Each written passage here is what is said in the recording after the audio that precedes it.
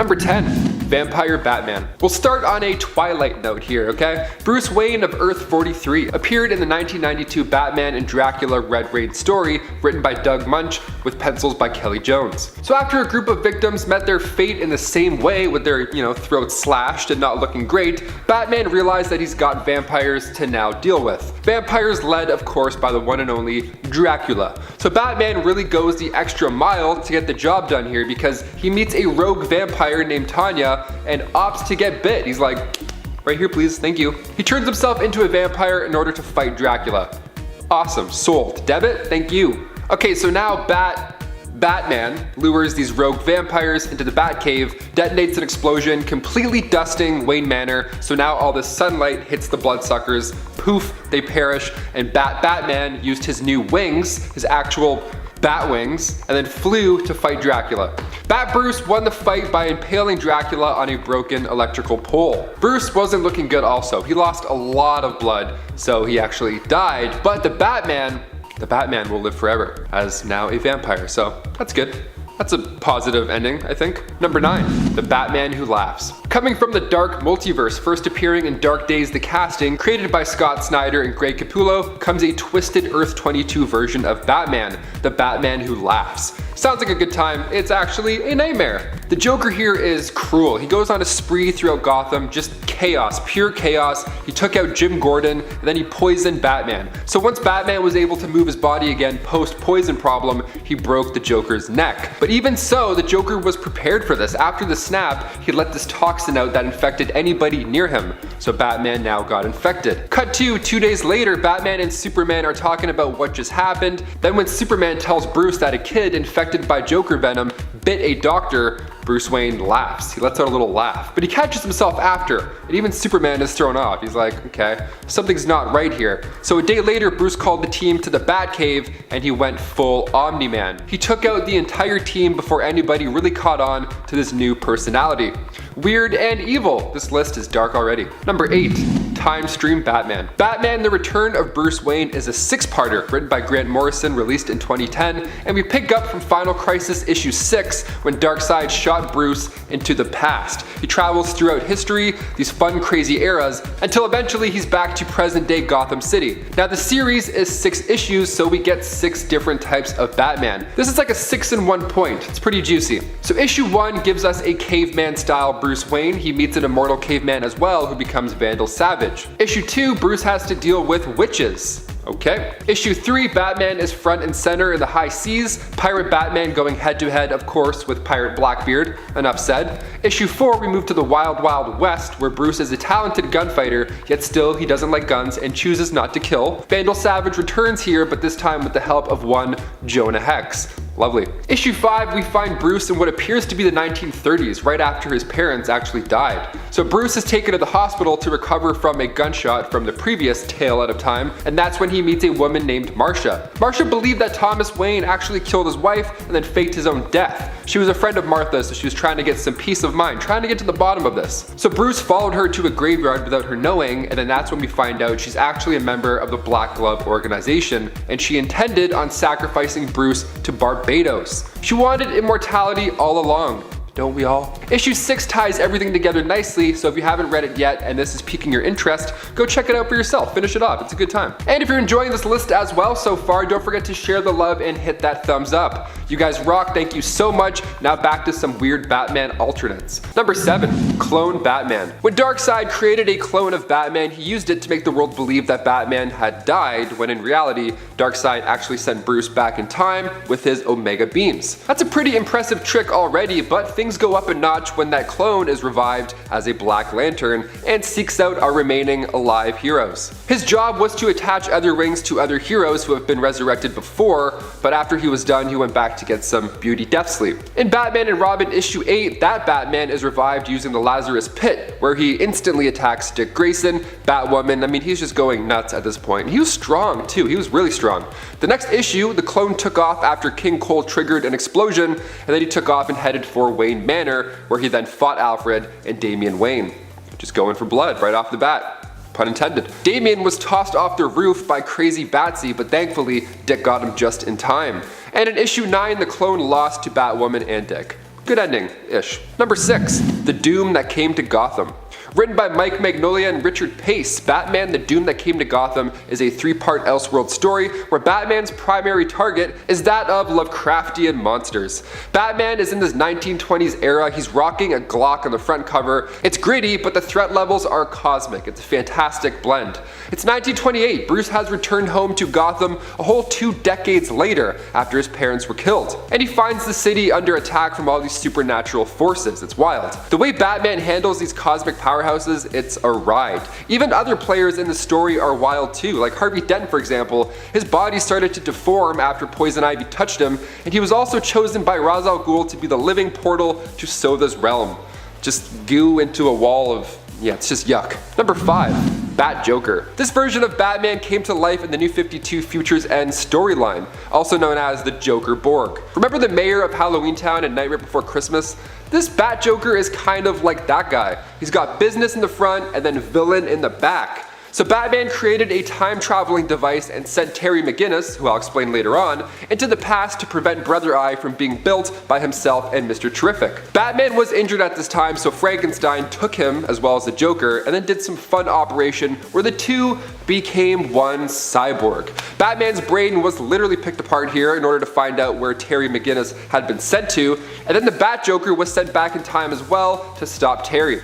Bat Joker was heavily equipped though. He was loaded with super strength, so much so that this Bat Joker was amongst the strongest of the cyborgs of the end future. Number 4, Terry McGinnis. Of course we have to mention him now in case you're wondering, wait, who's this guy again? The year is 2039. Bruce Wayne had retired, but Project Cadmus director Amanda Waller was looking for a replacement for Batman, beginning with Project Batman Beyond. A major key element here was using the original Batman's blood samples left over after his fights and mix it in with some nanotech. Now we have the DNA, we just need a family to raise the kid. Amanda found the McGinnis household with Warren and Mary a perfect fit, as they were both psychologically identical to Thomas and Martha Wayne. One flu shot later, they were about to be the new parents of a new Batman. But obviously in Batman fashion, during Terry's teenage years, his father got killed, and Terry believed it was all because of the corrupt CEO, Derek Powers. So he asked for the help of the other guy part of this merger, that guy being Bruce Wayne. He didn't know anything at this point,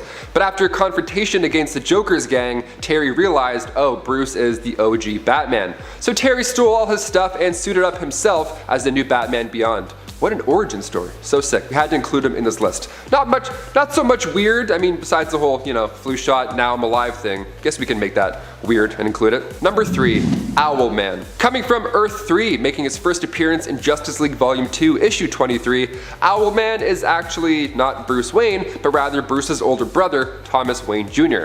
See, instead of their parents getting shot, Thomas Wayne Jr. actually believed that they were doing such a poor job of managing their money, so he got Alfred to do it for them. He got Alfred to kill his parents, and then when young Bruce Wayne was trying to stop this horrible plan from happening, Thomas Wayne Jr. took out his own brother. He saw this as a sign of weakness. What a psycho. So with the family's wealth now, he became Owlman. As a Cape Crusader, Thomas was he was the worst. I mean, the guy didn't mind using deadly force, for one, he actually preferred it. And what's a hero without a sidekick? This world's Dick Grayson tagged along and joined him, but that was after Owlman himself killed Dick's family. So a little bit of a twisted origin there too. And of course, there was also an evil super team, the Crime Syndicate. Number 2, Azreel. So right after the 1993 Nightfall storyline when Batman got wrecked by Bane, his back was broken, but he decided to pass on the Batman mantle to not Dick Grayson, but instead Jean-Paul Valley, aka Azreel, aka Azbat. I'm gonna say this is a weird version of Batman because he's a little crazy. This run as Batman wasn't the same at all. His methods were violent, messy, and irresponsible. He was capable of defeating Bane with his new suit and stuff, so he did do a good job. He was a formidable successor in that sense, but definitely not permanent. Once Bruce did recover, he had to force Azbat to leave the position. Even the style changes were quite drastic and honestly kind of ugly. Dare I say it was kind of ugly. He has the blue and yellow armor, the claws, the dual mag weapons. It's cool, but it's nothing like the Cape Crusader we know and love. He's kind of like a Decepticon. I'm like, I don't really like a Hot Wheels Decepticon looking guy. Number 1, the God of knowledge. Weird, magical, wonderful, question mark? I'm not even sure what to call this one, but it's quite entertaining to say the least. The Mobius chair is the lazy boy of the galaxy. It made its first appearance in New Gods issue 1, and the chair was created by the Anti-Monitor. He gave the chair to Metron, but at one point Batman saw an opportunity of a lifetime. The chair was unused for a hot second, so Batman, king of musical chairs and problem solving, jumped on it and in turn became the god of all knowledge. How wonderful. At this point, the stakes are high. This couldn't have happened at a better time, honestly. The whole team was busy fighting Darkseid. Meanwhile, Batman's just floating in a chair in the background, figuring out the secrets of the universe, just trying not to throw up, trying to process all of this power. And that's when the Green Lantern adds a little bit of fun to this mix and tosses over his power ring. Just something to help Bruce get a grip. He puts it on Bruce's finger, power lights up the place, and he gets off the chair with a glowing lantern on his chest, right in the middle of the bat symbol. How crazy is that? Number 10. Secret Agent Matt. What if Daredevil never became Daredevil at all, but instead Matt Murdock became an agent of S.H.I.E.L.D.? That's the story told in this What If issue we get from Volume 1 of the series in issue 28. Here we get to see an alternate reality where Daredevil never even became Daredevil. Tony Stark happened to be the one responsible for the accident that blinded young Matt, as it was his truck filled with toxic chemicals that was driving through the city when Matt had his fateful accident. When he learned of what happened, he decided to turn over Matt to S.H.I.E.L.D., hoping that they could help him. Nick Fury saw great potential in Matt Murdock and trained him to become a secret agent for S.H.I.E.L.D. Matt goes on a mission to rescue his dad, who is kidnapped by Hydra, and in the end joins up with the S.H.I.E.L.D. team. Number 9. House of M. Although Daredevil wasn't one of the main players in the House of M storyline, an alternate reality created by Scarlet Witch, he still existed in this reality. Here, Matt Murdock was still a lawyer and was even lucky enough to tangle with She-Hulk. Despite the fact that he and She-Hulk are both lawyers, they don't really team up a lot in the main continuity, nor are they a couple. But in House of M issue number 3, we learn of a rumor floating around the Jade Giantess She-Hulk that she has the hots for Matt, and that both lawyers have been seen canoodling in and around the courthouse. What a scandal. And friends, before I move on to this next spot, if you are loving this list and you want more good Top 10 Nerd content, you need to check out our newest channel, Top 10 Nerd Elite. Go on over there, hit that subscribe, go to a video and type a little comment and be like, hey Amanda, I'm here, I did it. Number 8. Dare the Terminator. Dare the Terminator comes to us from the Amalgam Universe and is a combined version of both Marvel's Daredevil and DC's Deathstroke the Terminator. A strange but cool fact about Dare is that she's a woman, despite the fact that both the characters that were amalgamated together to create her in this universe are male. Dare, however, also received her name from the fact that she is a fearless Daredevil who few dare to challenge. She had horns surgically grafted onto her head by enemy the Big Question, aka Enigma Fisk, and she is also missing an eye. Kinda got like, of course she's an Amalgam character, so she's got a little bit of both things going on there. Number 7. Darkclaw. Coming from the Amalgam Universe where DC and Marvel combine powers, figuratively and literally, we get a Wolverine Batman double feature. First appearing in Legends of the Darkclaw issue 1 back in 1996, at just age 5, young Logan Wayne witnessed the death of his parents. So we have that Batman origin story sprinkled in to lay the foundation. Good stuff, promising stuff right there. And then Logan Wayne was then sent to live with his uncle in Canada, but after poachers ambushed his home, we have even more family members biting the bullet. So far, so sad. Afterwards, Logan Wayne enlisted in the Royal Canadian Air Force and soon after the Weapon X program. That's where the Wolverine origins really start to come in. Logan Wayne got the adamantium treatment, but it was deemed a failure in a way because Logan wasn't a mindless brute, he kept his sanity. So now we're starting to get a little bit more positive. This is good, right on. Afterwards, he was a free man. He studied criminology, forensics, martial arts, gymnastics, and all 127 major styles of combat. That mixed with the claws, good game, dude. Good game. Number 6. BatZaro. Making his first full appearance in Superman Batman issue 20, the world's worst detective and just a straight up villain, BatZaro is the opposite of Batman. Morals, speech, combat, body weight, everything is opposite. So when you have a superhero like Batman who doesn't kill, tries to save the day, and solves crimes, the opposite is bound to be pretty brutal. BatZaro had not one, but 2 pistols that he loved shooting around, and a chain, of course, to whack people with. and he had an upside down bat symbol to remind folks who's who. You know, in case the grinning sharp teeth wasn't enough. He idolizes Bruce Wayne though, funny enough. It's pretty weird because the origins of BatZaro go way back to the Joker. See, Joker created BatZaro simply because he wanted to officially kill a Batman. But when plans went south, Joker tried to fire a bullet into the Batman and BatZaro jumped in the way, sacrificing his life for Batman's. Is this tragic? Yes. Is it a weird one? Absolutely. Number 5. Red Death. Coming from the dark multiverse on Earth 52, Dark Days the casting, issue 1, we meet a Bruce Wayne with the same origins that we're used to. Now he eventually became a hero, yada yada yada, and he fought alongside Robin, and then the next Robin, and then the next Robin. His life was taking a harder toll on him. He was watching all these sidekicks bite the bullet, so now he was desperate to find a new power, a new way to prevent his partners from maybe, I don't know, dying. So he looked at his world's Flash, and he saw his super speed and thought to himself, you know what? I could use that speed force better than him. What a statement right there. So he took out every Flash villain himself, kept their advanced weapons, and then used those weapons to fight the Flash. He drove them both into the Speed Force with the Batmobile and the Cosmic Treadmill, and then he absorbed all of Barry's super speed. Now after Batman came back from said Speed Force trip, he referred to himself as Batman the Red Death, where he would then brutally kill Gotham's criminals in the blink of an eye. But here's the kicker, here's the bad part. Gets worse rather. Barry still lived inside his mind. He would beg Batman, Red Death, to stop the killing. Imagine hearing somebody in your head. I mean, that alone is a nightmare. Number 4, Civil War Batman. Batman teaming up with Abe Lincoln. Yep, let's go. Batman the Blue, the Gray, and the Bat was released in 1993 from Elliot S. Maggin and Alan Weiss. When you need to protect the government's massive stash o' gold, who else do you call but the Caped Crusader and his horse appropriately named Apocalypse? This is a fun story because this era is just too wild to be boring, but in this Elseworld story, Abe Lincoln knows that Bruce Wayne is Batman. But it's Abe Lincoln, he can keep a secret or 2 or 3. Bruce had a bat fly in his window the night Abe's messenger arrived, so he took it as a sign and made an epic old-timey batsuit. He's accompanied by Robin, but in here he's named Redbird, and then we find out that old-timey Bruce is actually behind the whole operation this entire time. You lied to Abe Lincoln for gold? Shame. Shame. You're already rich in some universes. You don't need gold. Or maybe he's rich because he stole that gold.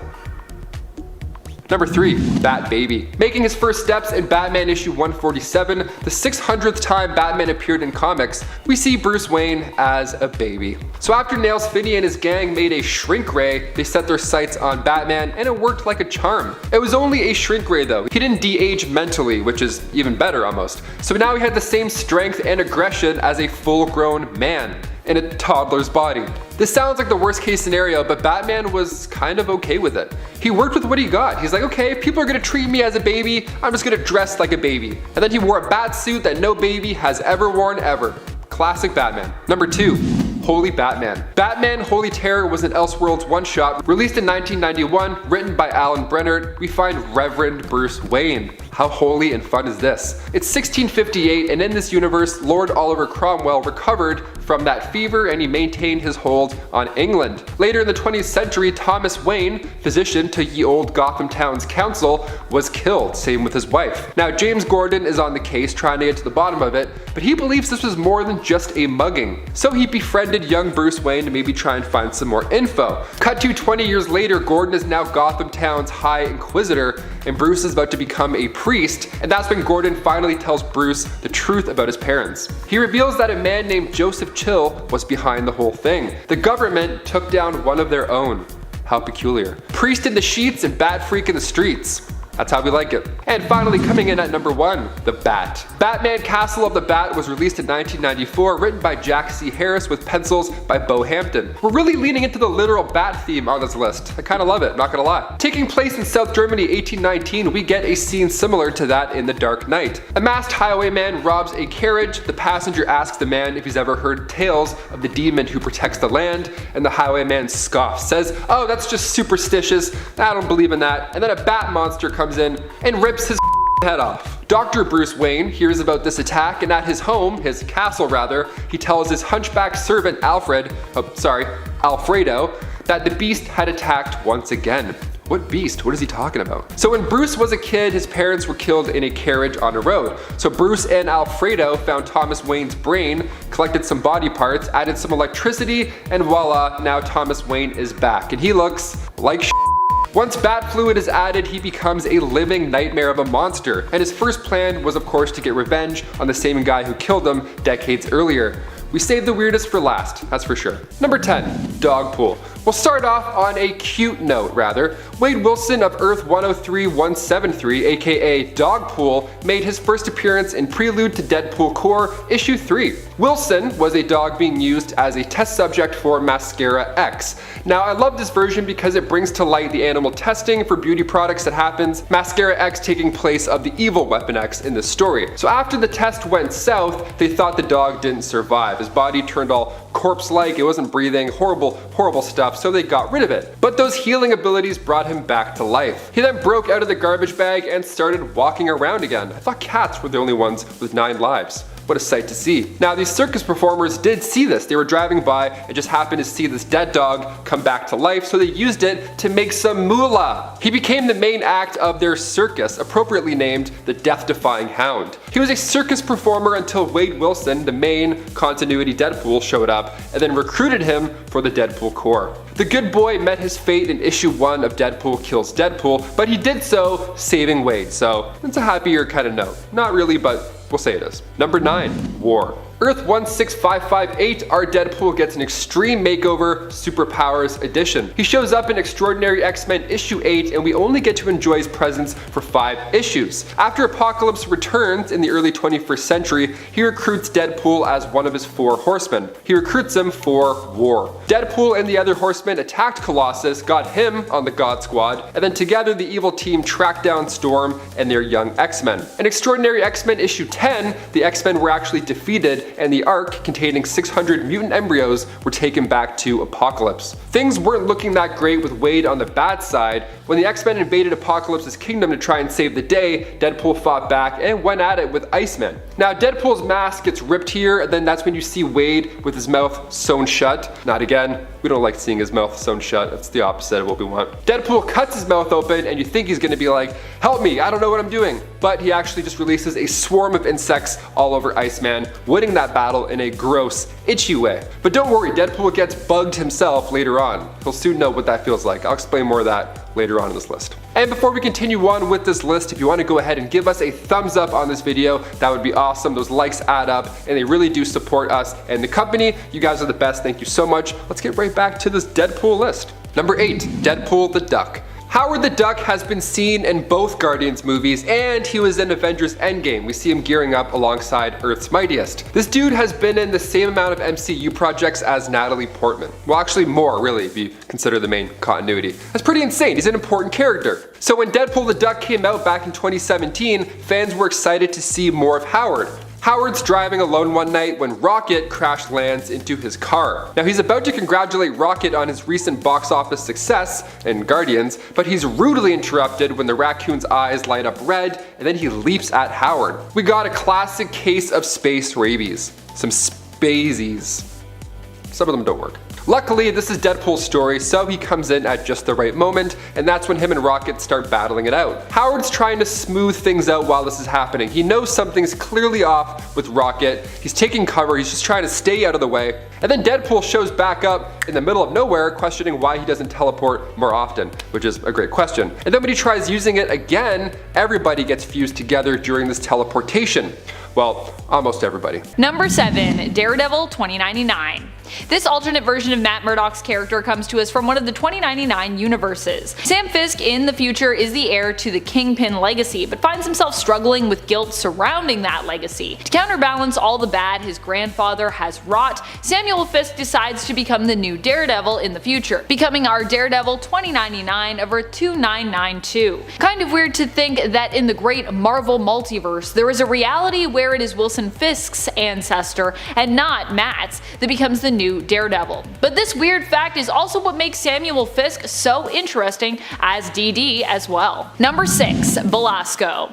On Earth X, there are actually a few different versions of Daredevil. Most people probably think of the actual character who appears severely depressed and to kind of crave his own death, who goes by the name Daredevil, but there are actually a few others besides. One version is also an alternate of Nightcrawler, Kurt Wagner. This alternate version of the character ends up becoming Belasco, but later settles down in Hell's Kitchen, choosing to operate as a hero for a time and protecting that neighborhood. So he's literally a red devil of a demon man running around Hell's Kitchen, acting as its guardian. A pretty cool Earth 9997 visual reference or alternate to Earth 616's DD. Number 5. Exiles. The alternate Daredevil of Earth 181 is a version we see in the Exiles. Any reality where Daredevil serves the Kingpin to me is weird, which is why this version makes our cut. After serving on the Weapon X team at the behest of the Timebreakers, this version was held captive in a crystal palace, instead of being sent home as promised. However, when he did return home, we learned that Daredevil on Earth 181 is a brutalizer who works for the Kingpin and seems to genuinely enjoy violently attacking his targets. Number 4. 1602. The 1602 version of Matt Murdock is kinda weird in the sense that he became blind and received his powers from venturing into a cave and eating green, glowing goop that he found there. The whole point of this version of the story is to show how fearless of a character Matt was, but still, it's pretty weird, even given how fearless he was, that he'd ingest mysterious glowing green goo. That sounds like it could be slightly crossing the line from fearless to just plain stupid territory. Of course, sometimes those two traits do go hand in hand, so fair, I guess. Needless to say, it all worked out in the end, as that is where 1602's Matthew Murdock, also known as Sir Devil or the Bard, got his powers from. Oh yes, instead of living in his civilian life as a lawyer, Matthew here poses as a blind balladeer, a singer, but in secret operates as an expensive adventurer for hire or a bodyguard. Number 3. Kingpin. Never mind a reality where Daredevil works for Kingpin, how about a reality where Matt Murdock never becomes Daredevil and instead becomes a deadly assassin working for the Hand, who eventually rises in their ranks and, seeking more power, works for Kingpin, eventually taking the title for himself as he builds his own crime syndicate. That is exactly what happens on Earth 65, where Matt Murdock is more criminal than anything. He started out down the path of a hero, but after Stick, who took him under his wing, was killed, he fell into the hands, or hand really, of the Hand. This set him down a dark path towards villainy as he became more and more obsessed with power. Number 2. Earth 666. On Earth 666, Daredevil is a literal devil who dares to join the other undead heroes to assemble as the Avengers of the Undead. We don't know much about this alternate version as he's only made an appearance in a few issues, but we can assume his abilities are similar to his 616 counterpart, with one of the major differences from 616 DD being that he actually appears to be a real red devil with giant horns coming out of his head. You can catch this alternate version of the hero in the 2010 Secret Avengers series in issues 33 to 36. Number 1. Daredevil. He's a deer devil. Daredevil was only briefly mentioned by Peter Porker and hails from his reality of Earth 25. What's so strange about this alternate version of Matt?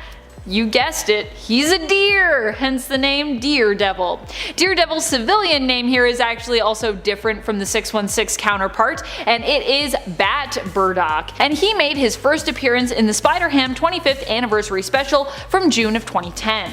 Daredevil was one of the heroes who Peter Porker got to know along the way as he transitioned from just being a regular young pig to the hero Spider-Ham. As Peter Porker reminisces on his past, we see Daredevil's head among the other characters that Spider-Ham has encountered within his past. Number 10. The New Red and Blue. Superman 162 was an imaginary tale where Superman splits himself into two parts to be more productive. Superman Red and Superman Blue. They were great, they both did a bang up job fixing up cities, saving the day. The love triangle that was happening in Superman comics was also fixed. Superman Blue married Lana, Superman Red married Lois, they did a joint wedding, it was all smiles. And then way later in 1992, 1998, we got to see another version of this story play out, only it wasn't as fun and carefree. Here, Superman lost some of his solar powers and instead developed energy-based ones. In order to contain said energy, Supes needed a new blue and white suit. Those new powers allowed for Superman to sense radioactivity, electricity, magnetic forces, and then he would absorb a lot of this power at the same time. When Cyborg Superman teamed up with Toyman, he split the new Supes into two and his personality was also separated. Blue Superman wanted to think things through, come up with a plan, whereas Red Superman, well, he was literally red hot. He wanted to take action. Both of these guys ended up loving Lois Lane, so there's no split wedding this time around. In fact, Lois got so sick of both of them, she kicked them out. Imagine saying no to two Supermen. You're like, no and no. Not you guys, get out of here. The guys then decided to have a race because that's what mattered at that point. Sure. You know what does matter though? If you click those thumbs up. Yeah, those likes go a long way for the studio, and if you're not already subscribed, take off your jacket, stay a while. It's nice here, I promise. Number 9, Super Santa. He sees you when you're sleeping, and he has a quadruple barrel Gatling gun. How lovely. This 1995 Elseworld story puts Superman in a post-apocalyptic future where he has to go toe-to-toe with these crazy, mutated army of Batmen. The world is much darker than the one we know now. I mean, literally, these nuclear fallouts have left Superman without his UV rays. Good old lack of sunlight. No tans for you. So he hits the gym, updates his naughty list, and when the crazy gang called the DNA Dictators, with a K instead of a C, rob Bruce Wayne's grave and make a monster Batman, only one man can save us all. Super Santa. Number 8, Super Soldier. Coming from the Amalgam universe, first appearing in Marvel vs. DC issue 3, fans in the 90s got to see these two comic book powerhouses join forces, making these lovely mashups of characters from each universe, origin stories interconnected. It's a great time. In this story, Clark had no pre-existing powers until the Super Soldier Serum came along. We're seeing the two worlds already collide. He had pretty much won the war single-handedly back in 1942 after this, but then he came along Ultra Metello, this massive evil robot sent in, of course, by Lex Luthor. That's when Super Soldier sacrificed his life taking down the villain, and it wasn't until 50 years later that the JLA found his frozen body. But even then, 50 years later, Lex Luthor was still alive. He was keeping it young with some handy-dandy green K meteorite. That must be what Jennifer Aniston uses. Super Soldier ended up taking down Ultra Metello, and in turn, Lex was arrested. We love happy endings. No beards or Gatling guns this time around. We're on the right track. Number 7, Watari. First appearing in 5 Ronin issue 1 back in 2011, Watari is a completely different version of Wade. He's the Deadpool of Earth 11542, referred to in this universe simply as the Fool. The story takes place in 17th century Japan. Watari was one of the best and most dangerous samurai of that time, but like Deadpool of other universes, he was done dirty. He was betrayed by his own friends, he was ambushed by his allies, and then he was just left for death. He laid low for a bit, not by choice. I mean, his face was scarred up, he now had an alcohol problem. He hit rock bottom, but eventually he found his footing and got that long-awaited revenge. We see Watari the Fool make an appearance in Deadpool Kills Deadpool issue 4, alongside some other wacky versions which we can get into later on. Number 6, Dreadpool. In the reality of Earth 12101, the X-Men brought Wade to Dr. Den Brighton, aka Psycho Man, in an attempt to cure him. They wanted him to shut down the voices in Wade's head so he can be, you know, a normal civilian,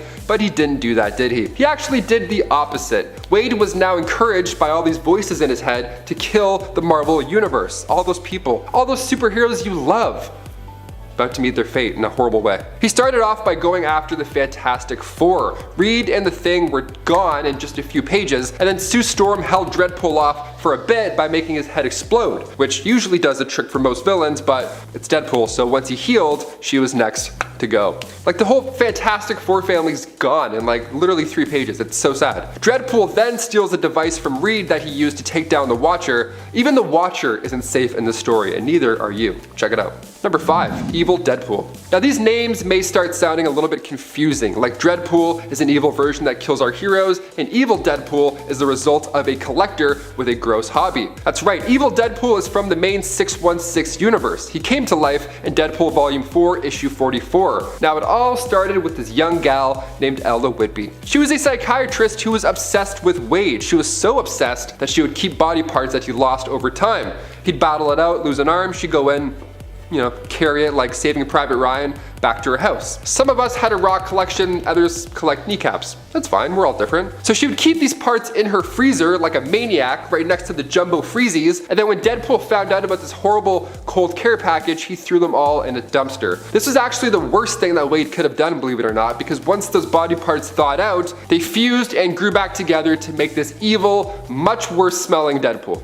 Number 4. Headpool. Wade Wilson of Earth 2149 first appeared in Marvel Zombies issue 3. The merc with half a mouth was among the population that gets infected in Marvel's zombie run, but then when he's transported to the main 616 universe, he gets taken by armor, and that's when things start to get a little crazy for this guy. He ends up in Savage Land, and believe it or not, the other version that helps main 616 Deadpool assemble the core that I've been mentioning this entire list was this version. The guy with no body, just a head, is actually the perfect sidekick. Minus the non-stop talking, of course. Number 3. Deadpool Kid. The Wild Wild Wade. Okay, an instant classic. Deadpool of Earth 1108 made his first appearance in Deadpool Merc with a Mouth issue 7. When we meet him, he's wanted for bank robbery, arson, putting together a literal stampede, all that Wade goodness. It doesn't matter what timeline you catch him in, shenanigans are in order, clearly. This Deadpool would constantly talk about how much he wanted to take over the town. He had his sights set on Sheriff Fury and of course bounty hunter Logan.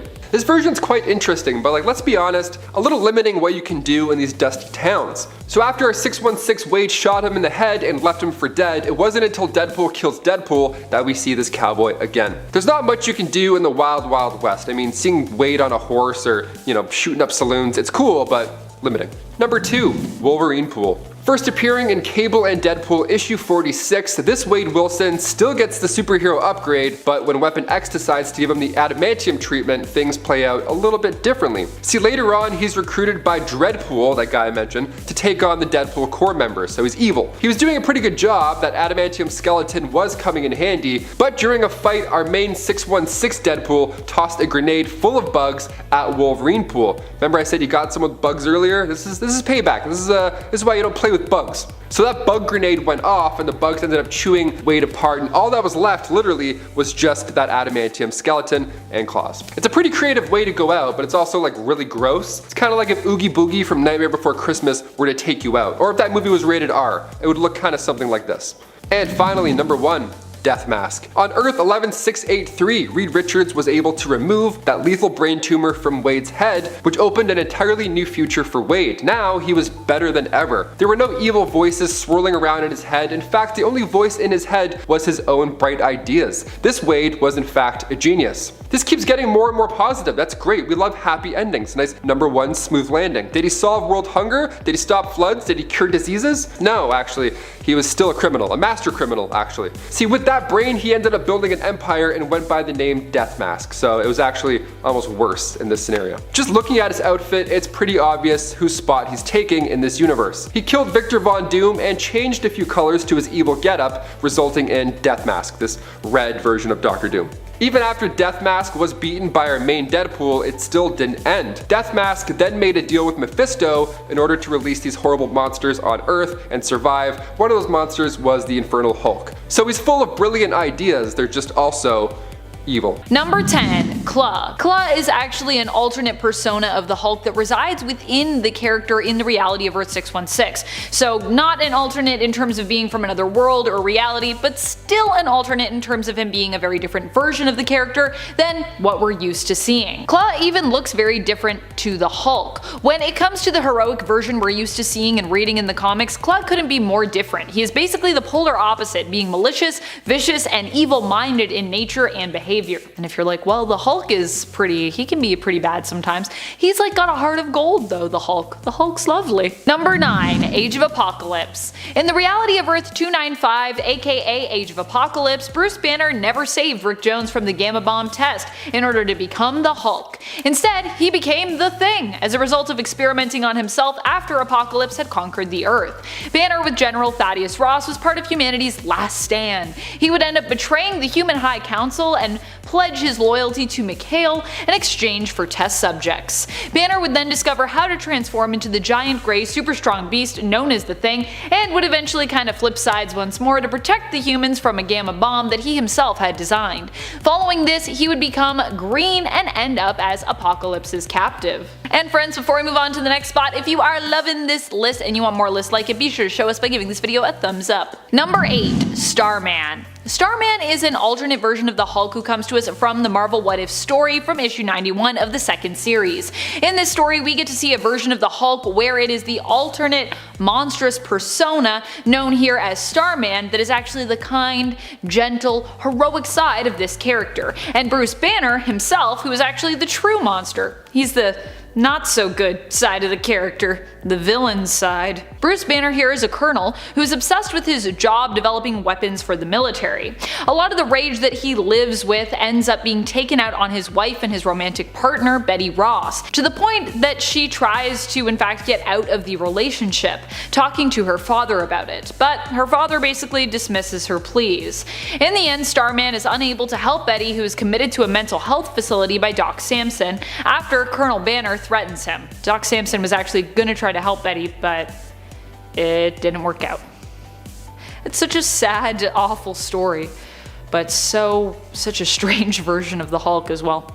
Starman. Number 7. Boxer Superman. I feel like nowadays it's all about celebrity boxing matches. Every other weekend it's someone fighting Lil Baby or whatever, one Logan Paul brother is fighting a robot. This next one might be a thing that actually happens, who knows anymore. Coming from Dennis O'Neil and Neil Adams back in 1978, part of the all-new Collector's Edition, basically this alien named Ratlar, who is part of a species known as the Scrub, visits Earth, and demands that we pick our best fighter to go against theirs. Ratlar woke up and chose violence. Okay, cool. So they picked their scrapper, and it of course was the ever so fearsome behemoth Hunya. Alright, great. Now if we refuse this after-school space fight, the Scrub will destroy our planet. So Muhammad Ali argues that since Superman technically isn't from Earth, he must be the one instead who fights. Guy's literally a champ. And he's absolutely correct, he has a point. Ratlar is actually amused by this, so he thinks, you know what, instead, why don't you both just fight each other? That ought to be entertaining, right? The fight is set to take place on Bodace, which is orbiting a red star, so it's actually a fair boxing match at this point. No powers for Clark. So Muhammad Ali trains Superman to become a professional boxer in just a few months' time. The fight is then broadcasted intergalactically, millions tune in, pay-per-view probably charged so much for the match, and then Superman gets beat by Muhammad Ali. How amazing is this? Not only that, Ali continues to take on the behemoth as well, knocking him down in the 4th round. He's the greatest in all of the cosmos, or as Muhammad Ali says, they're both the greatest. Okay, so sweet. Number 6. Super Ant-Man. Not from the Amalgam universe, but dangerously close to it. From Action Comics issue 296, called The Invasion of Ants, we see Superman rocking a different but nice look. So at first we see him and he's on the side of a building with an ant mask, head on, and he's asking for other giant ants to follow him, even making buzz noises to furthermore convince the ants. Okay, what the hell's going on here? Well, after a colony of giant ants were mutated from a nuclear war on another planet, they decided to come check out Earth, as if we didn't have enough ants already. So Superman comes by to save the day, and he figures out that if he uses red kryptonite radiation, he can give himself an ant's head and then communicate with them. If this one isn't considered weird, well, maybe the next one will get you. Number 5. Centaur Superman. Superman Wonder Woman, Whom Gods Destroy, was an issue released back in 1996, and it's a 4-part Elseworlds miniseries that shows us a world where the Germans ended up winning World War II. It's an odd future, to say the least. Bruce Wayne is now the president, and once Cersei sends out her squad to kidnap Lana Lang, Clark and Lois then have to fly to Europe to save her. Clark didn't even use his powers either, he just booked a normal human Southwest flight. Got a ride in style, I guess, no matter what the odds are. So during this flight, however, trouble came back around for them, and the plane went down over Germany. The goddess Athena then turned Lois into Wonder Woman, where she would then go toe-to-toe with the Diana Wonder Woman, who in this story was on the bad side. And as for Clark, when the plane went down, Cersei turned him into a centaur. Just a handsome half-man, half-horse, noble steed. Now of course, looking the way he did, all these other ladies, Centaur ladies, were racing over to meet this dashing man. After they all introduced themselves to each other and shake hoofs, all that good stuff, they would then just raid towns and party hard. This is a horrible time for Lois, like she's fighting for her life, and Clark is just prancing around like he's on season 7 of Bachelor in Paradise. He's loving this. Number 4, Super Menace. Coming from Superman issue 137 titled The Super Brat from Krypton, surprise, Kal-El has a clone. So when Jor-El shot Kal-El into space after the destruction of Krypton, that ship ended up hitting a derelict space satellite and then he was duplicated. So the one craft was found by criminals named Derek and Bonnie, and they see this as a golden opportunity to raise another super sidekick, especially one with all the abilities that Clark has. Later on, a kryptonite meteor crashes into Earth and the criminal couple realizes that it doesn't affect the young clone. He grows up in secret, waiting to make his grand entrance as the Super Menace. First things first, let's take care of that other guy though, shall we? He fights the Superman, they fight, and when Superman uses his X-ray vision, he notices something is odd about his foe. And then suddenly, Super Menace makes it rain kryptonite meteors. This of course almost kills Superman until Super Menace decides, you know what, I don't want to be a Super Menace anymore. We love a good change of heart. He saves Superman, he handles his criminal parents, and then he flies off to return back to his natural state of energy and becomes one with the universe. Number 3, Karkan the Mighty. Coming from Superboy issue 183, Karkan was raised by gorillas, Karkan being Kal-El. His ship ended up landing in the jungles of Africa, and he realized that he's different from the others after he learns how to fly. It's basically Tarzan if he was Superman, hence why his name is a combination of both. This version is quite super, literally. I mean, when he's not swinging through vines and hucking his own poop at people, he's saving hundreds of animals from floods. How lovely. Even if it means carrying them by their ears, whatever it takes. He does try his luck in the big city though afterwards, but obviously being raised by gorillas, he had a tough time fitting in. Honestly, good. Fitting in is overrated anyways. If you want to do backflips in the jungle, just go for it. Number 2. Bizarro Superman. First appearing in Superboy issue 68, Bizarro Superman is, as his name suggests, bizarre. He's a man of steel but with the opposite intentions, and his powers are also opposites. Instead of breathing icy cold dad breath, he can now breathe fire, like a dragon. Now he has laser ice eyes too, it's pretty fun. The interactions with Superboy are fun. Bizarro Superman throws Clark across the deck of a pool, and he has to like fly his way casually and steer into the pool to blend in. It's honestly trouble.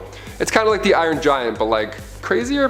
The new 52 version of Bizarro was created when Lex Luthor tried to clone Superman, and instead of waiting 10 years for the project to be completed, Lex released him after 5 years, so in turn now he has his pale, but still jacked look. We love Bizarro Superman, honestly. He's like a Frankenstein that can bench press 1,000 pounds. It's pretty fun. And finally, number 1. Lex L. Appearing only in Superman issues 230 and 231, we find Lex L born on the planet Krypton instead of Clark. So Superman, but bald. Super Caillou, basically. His hair loss at such a young age is actually explained in the comic because when he was really young, Lex L's father, Jor-El, held his head next to kryptonite as a punishment. So it's actually pretty tragic. When Lex and his father did crash land on Earth after fleeing their doomed planet, the rocket distracted Martha and Jonathan Kent, who were bank robbers in the story, and they couldn't see, so they ended up crashing. So that's Clark's life here. His parents died in that crash, and Lex L grew up to become Superman. It's a fun one-off story. We get to see Clark take out Jor-El and then go on a crime spree. Just a total flip in characteristics. Also, bonus points for Lex wearing a wig on his off time to hide his secret identity. Way more committed to the cause than Clark and his normal reading glasses. In 10, Black Flash. The embodiment of death for all speedsters, Black Flash is the Grim Reaper of the Speed Force. Making his first appearance in The Flash Volume 2, number 138 in 1998, he was seen before the deaths of several speedsters including Barry Allen, Johnny Quick, and Bart Allen. He also tried to return Wally West to the Speed Force, however was unsuccessful, taking Linda Park instead, Molly's girlfriend, which I have to admit is a pretty big bummer. Since he was unsuccessful the first time, Black Flash then returned to try to claim Wally again, freezing time for everyone without a connection to the Speed Force. But thanks to the combined efforts of multiple speedsters including Jesse Quick, Jay Garrick, and Max Mercury, Wally was able to race Black Flash to the end of time, causing death to have no meaning, defeating the zombie speedster instantly. I mean, I know he's not a zombie, but he looks like one. But that wouldn't stop the Speed Force, since later Barry Allen returned in the Flash Rebirth storyline storyline, becoming the new Black Flash, until Professor Zoom took the title after his corpse was raised in the Darkest Night storyline. Before we move on to number 9 though, if you could do me a huge favor and hit those like and subscribe buttons, that would be amazing. It really helps us out against the eternal struggle of the algorithm and lets us know what you want to see more of. Thanks. Now, let's continue. And at 9, the Black Racer. However, Black Flash was not the first embodiment of death that speedsters had to deal with. Being introduced in New Gods number 3 in 1971, Sergeant William Walker became a servant to Darkseid after being paralyzed during the Vietnam War. But while sharing the same concept, the thing that makes these two speedster death gods different is their abilities. While yes, both are speedsters, the Black Racer possesses the unique power to merge with a host, corrupting that person and enhancing their abilities. He did this with Bart Allen and used that to kill Darkseid during the Darkseid War storyline when the Anti-Monitor had taken control of the Black Racer. Black Racer also kills Darkseid in Final Crisis in place of Barry Allen and Wally West. This was pre-Flashpoint though. Plus, his costume just looks pretty badass if you ask me. This is the kind of evil speedster that you should cosplay. Damn, that would be cool. And at 8, Johnny Quick. Johnny Quick of Earth 3 is an evil version of the Flash who's a member of the Crime Syndicate, basically the Justice League, but evil. Same people, but different alignment. Jonathan Allen was once a high-profile criminal, but got cornered on the roof of Star Labs. While on the roof, Jonathan got struck by lightning, which also shattered the roof. John and his girlfriend fell through that roof, with John landing in a load of chemicals which ended up granting him his super speed. And his girlfriend, Rhonda, ended up gaining powers similar to that of the Atom. Looking at images of this guy, you can tell that he's nuts. Like, he looks like if the Green Goblin became a speedster. Like if Norman got the Carnage symbiote and then got super speed, this is what that would look like. Absolutely bonkers. However, when fighting against the Injustice League of Earth Prime, Johnny underestimated Captain Cold. See, he had managed to disarm Cold, but the gun was also voice activated, which allowed Snart to remotely freeze Johnny's leg and then kick it, shattering it. Johnny tried to crawl away, but was killed thanks to Alexander Luthor stealing his powers and then getting his neck snapped. That's gonna leave a mark. And at 7, Earth X. Earth X, or Earth 10, Flash was born and raised in a world where Germany won World War II. And since this is a sensitive subject for YouTube, I'm going to avoid using specific terms, so my apologies in advance. While his real name is unknown, Der Blitz, as he's known in German, is the member of the, oh god, I'm going to butcher this, Gretchkidtilga. Oh wait, hold on, that's wrong, I need to yell it. Gretchkidtilga! God, I hate myself for that. Which is basically an evil regime version of the Justice League, also referred to as the JL Axis. The current members are Brunhild, the Earth 10 Wonder Woman, Leatherwing, Earth 10 Batman, Hawkman, Hawkgirl, Flash, Green Lantern, and Overman, the Superman of Earth 10. This version of the Flash also appears in the Freedom Fighters The Ray animated series that takes place in the Arrowverse, but was interestingly missing from the Crisis on Earth X crossover that featured characters from this show. Instead, this Flash was just Eobard Thawne from Earth 1 wearing Harrison Wells' face, which leads some to believe that Thawne killed the Earth X version of Flash in order to prove himself to the regime. And at 6, Savitar. The Savitar from the comics is certainly another interesting character, first appearing in Flash Volume 2 number 108 in 1995. The man whose name is still unknown that became Savitar was a Cold War test pilot. As he reached top speed in a test flight for a supersonic fighter plane, the plane was struck by lightning and went down in hostile territory. Once he learned about his speed though, he became obsessed and craved more, like any villain does. He named himself after the Hindu god of motion and spent years studying, learning new powers that no other speedster had mastered. He can protect himself in what is in essence a speed force field, give speed to objects and even other people, and heal injuries instantaneously instead of just way faster. As Savitar's obsession grew, so did his followers, and he became the leader of basically his own self-worshipping cult. That's the dream. And as he desired more, he went after the only speedster around at the time, Johnny Quick. The fight ended up causing Max Mercury to show up, who led him to the speed field where Savitar bounced off. He did at some point return, and instead wanted to eliminate his competition, including the Flash, Impulse, and especially Max. But he ended up dying in the Flash Volume 2 number 111 in 1996.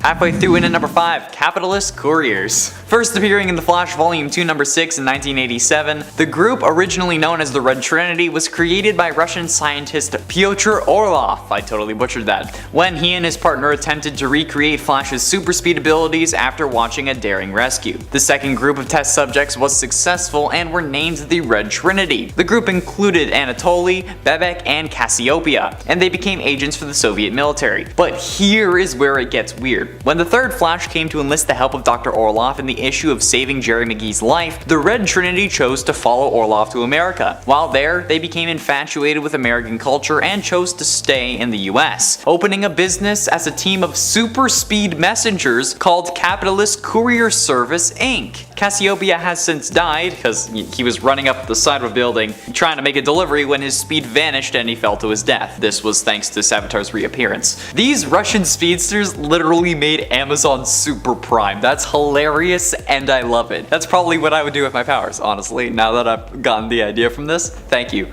And at 4, silent running. When your world is described as a paradise, there isn't much that you can think to screw it up. That's because you didn't consider volcanic eruptions blotting out the sun, sending that once paradise into an ice age. When this happened, surviving members of the Holy Light religion went on a pilgrimage to find salvation for their people. The leader of the Holy Light, Stephen Mallory, left his sons behind while he went on his journey. Brian and Tristan were left alone, with Tristan taking his father's place as leader while he was gone, even though Brian was the eldest. However, upon their father's return, Tristan killed him. Then the brothers went out into the world in search of lightning, one of the foundations of their religion.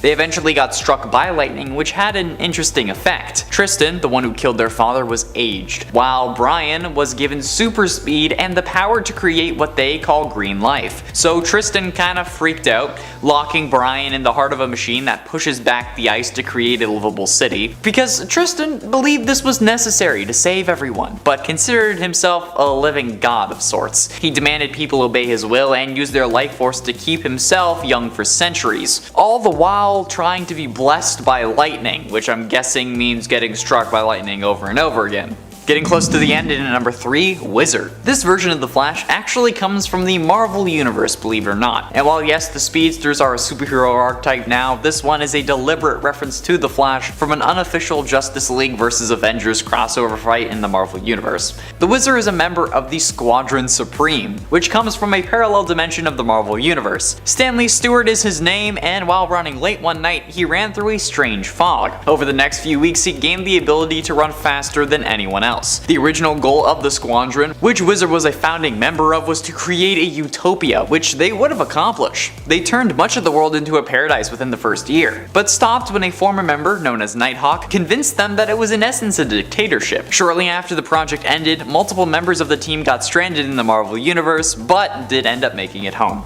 Penultimately, in at number 2, No Rules to Follow. In an Elseworld story where metahumans are hated, much like mutants in the Marvel Universe, 10 individuals with superpowers banded together to try and get the world to trust them by doing good deeds. These people, who on other Earths would be known as the Flash, Shark, Fire, Dr. Light, Polaris, Power Girl, Poison Ivy, Tasmanian Devil, Changeling, and Metamorpho. But unfortunately, they didn't accomplish their goal, since their attempts to contain a nuclear meltdown made everything worse. After this disaster, metahumans went into hiding, and a few metas, Flash included, begin raiding military bases that had previously attacked them. But after a battle with the Control Squad, which was a group of high-tech operatives with the Wayne Foundation, created to fight the metahuman Menace, caused an even further split, resulting in Ivy, Changeling, and Metamorpho all hating the military even more. But when Superman showed himself after some convincing, Wayne funded a new group, made of the original 10 metas minus those who wanted revenge, and replaced those 3 with Blue Beetle, Booster Gold, and Superman. This new group, which was dedicated to upholding tolerance and justice for humans and metahumans alike, became known as the Justice League. But this version of the Flash also looks like really weird. It looks like if Juggernaut was cosplaying the Flash. Straight up. Finally, in at number 1, the terrific What's-It. Last time I talked about the Crash, a turtle from Earth C- that has super speed, but now I bring you an even more ridiculous version, the terrific What's-It. Merton McSnurtle first appeared in Funny Stuff number 1 in 1944 and was a World War II era hero on Earth C-. He has super speed, super strength, and can fly. And the reason he's called What's-It is because in an effort to conceal his identity, wait for it, he takes off his shell when he puts on his costume, so nobody knows that he's a turtle. That's even funnier than the whole glasses thing for Superman. This version of the Flash even dresses like Jay Garrick with the helmet and everything. I'm not kidding. It's absolutely incredible. I love it so much. His name is McSnurtle. He's McSnurtle the turtle. Hell yeah, baby! Coming in number 10, we've got Thor L. On the surface, this is a pretty cool looking superhero. Nothing too outrageous to see here. No funky animal parts, no silly gag weapons, no ridiculous shoehorning into a larger plot that may or may not make sense. Well, that last one is contestable, but we'll ignore it for now. The thing about Thor L is that he's a fusion of two famous heroes, one of which is Thor. Can you guess who number 2 is in this combination? Well, if you thought we were strictly sticking to Marvel today, you'd be wrong. Thor L is the result of Marvel and DC's crossover comics known as amalgam comics. Crossovers are done all the time, they're part of the wicked fun that is comic books, but to have these two Goliath comic creators cross over, well, that was something wild. Superman, or Kal-El, plus Thor. What a duo! In this enormous universe-connecting event, many new heroes were born. Thor L wasn't the only crossover character created, but this is definitely new ground for both these supers involved. He's very blue this time around, thanks to the Superman here being Blue Energy Superman, and has a big ass T on his chest thanks to Thor. A very powerful creature indeed. Not a very long-lived one though, as he only shows up a few times across a couple issues. Coming in at number 9, we've got Iron Hammer. Sticking with the theme of crossovers, let's take a look at one that can be associated with the most ambitious crossover event of all time. The Avengers might seem a little basic at this point, what with them being the focal point of a multi-billion-dollar film franchise that now largely controls the feature film industry, but they used to be something people got really excited for. You could hint at it unendingly and build up the hype as much as you wanted because people really wanted to see Iron Man, Thor, Captain America, Hawkeye, Black Widow, and the Hulk team up. Eventually they got Spider-Man in there too, phenomenal. A blast and a half, absolutely. But what happens when you quite literally cross some famous characters over? Well, you get Iron Hammer, which, very cool name by the way. He comes from the world of Infinity Warps, where Gamora messes up the universe, causing all sorts of heroes and villains to mishmash together. This results in a whole new squad of crazy characters, including Stark Odinson, the lovely son of Iron Man and Thor. If you thought these two were strong on their own, just check this out. When Iron Hammer was first conceived, he sorta just lived his life as a human with no memory of anything else. Eventually he did realize his skill with technology and even further down the line discovered his Asgardian ancestry. The result? Iron Man with Asgardian enhanced technology. Magic and machine, together at last. Coming in at number 8, we've got Zombie Thor. Ah, Marvel zombies, what a wild ride for all involved. One would assume that a literal god might be able to resist the zombie virus and fight back, but here we are. I guess it's more of a super zombie virus after all. After a valiant fight to keep hope alive, Thor could fight no longer. The Deadite Legion were too much for him in both numbers and power, and so Thor succumbed to the virus. From there he rose up, looking for a nice snack to eat, and began his life as a zombie. Frankly, Zombie Thor doesn't look all that different from regular Thor, save for a much spookier face and a nice set of chompers that we tend to focus on a little more than usual. Oh, and Mjolnir is no longer his weapon. As a zombie, he stops being worthy, which leaves him kinda feeling naked. Instead of remaining as a hammerless zombie, Thor decides to find a new one. And so he does, in the form of a bunch of scraps cobbled together from the rubble. Improvised weapons and zombies, a tale as old as time. And in 7, Kingdom Come Flash. Wally West from Earth 22 is weird to me since it feels so backwards, everything does. In the Kingdom Come universe of Earth 22, Wally West received his speed through unknown means, but nonetheless he still became the Flash. And when Superman retired, Wally kept going, but he kept going and never stopped. Running from scene to scene, disaster to disaster, never taking a break. Before this, however, he ended up having a daughter, who got her speed genetically and became Kid Flash. However, this is where it gets weird to me. His children were named Iris West and Barry West, and it sets me on edge because like they're supposed to be older than him, and then Wally is supposed to inherit the Flash mantle. It's weird. Not to mention that this time Barry and Iris are actual biological siblings, which only makes all the memes about the Arrowverse even worse at this point. But considering Wanda and Pietro from the Ultimate Universe, it's nothing new for comics. Gotta love them Game of Thrones-esque love stories, am I right? Okay, well in this universe the kids don't actually end up dating, but you know what I mean. And at 6, Savitar.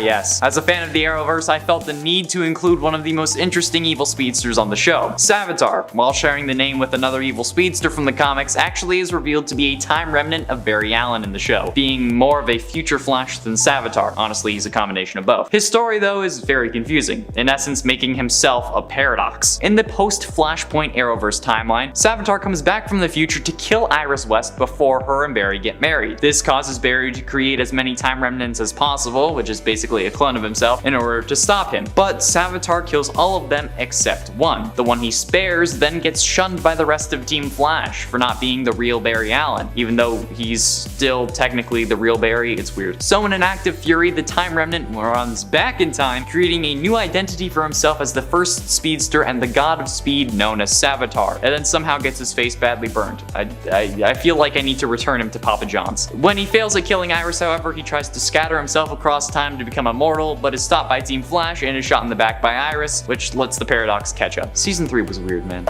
It's nothing compared to Season 7, though. Number 5. Hulk 2099. John Eisenhart this time around made his first appearance in 2099 Unlimited issue 1 back in 1993. This is the future, of course, one of many alternate Marvel futures where heroes are simply no more. But fear not, as we still have cults. Thank God, you gotta have those cults. One cult called the Knights of Banner was piquing the interest of Eisenhart, but at this point, he was this LA movie studio guy and he wanted to make a movie about these knights or this Hulk cult or whatever. They're pretty much us in the future. They worship the Hulk, they have meetings, they talk about him, they probably create top 10 lists, I don't know. But when they turned down the money and said beat it, Eisenhart wasn't happy. So he tricked one of the young members, Gawain, into spilling the beans about the cult and how they're performing illegal gamma experiments. Gawain is actually a reference to Sir Gawain and the Green Knight, an Arthurian story that combined the beheading game and the exchange of winnings. And that's exactly what happened here. John reported this cult and its new secrets, and the police raided and killed everybody.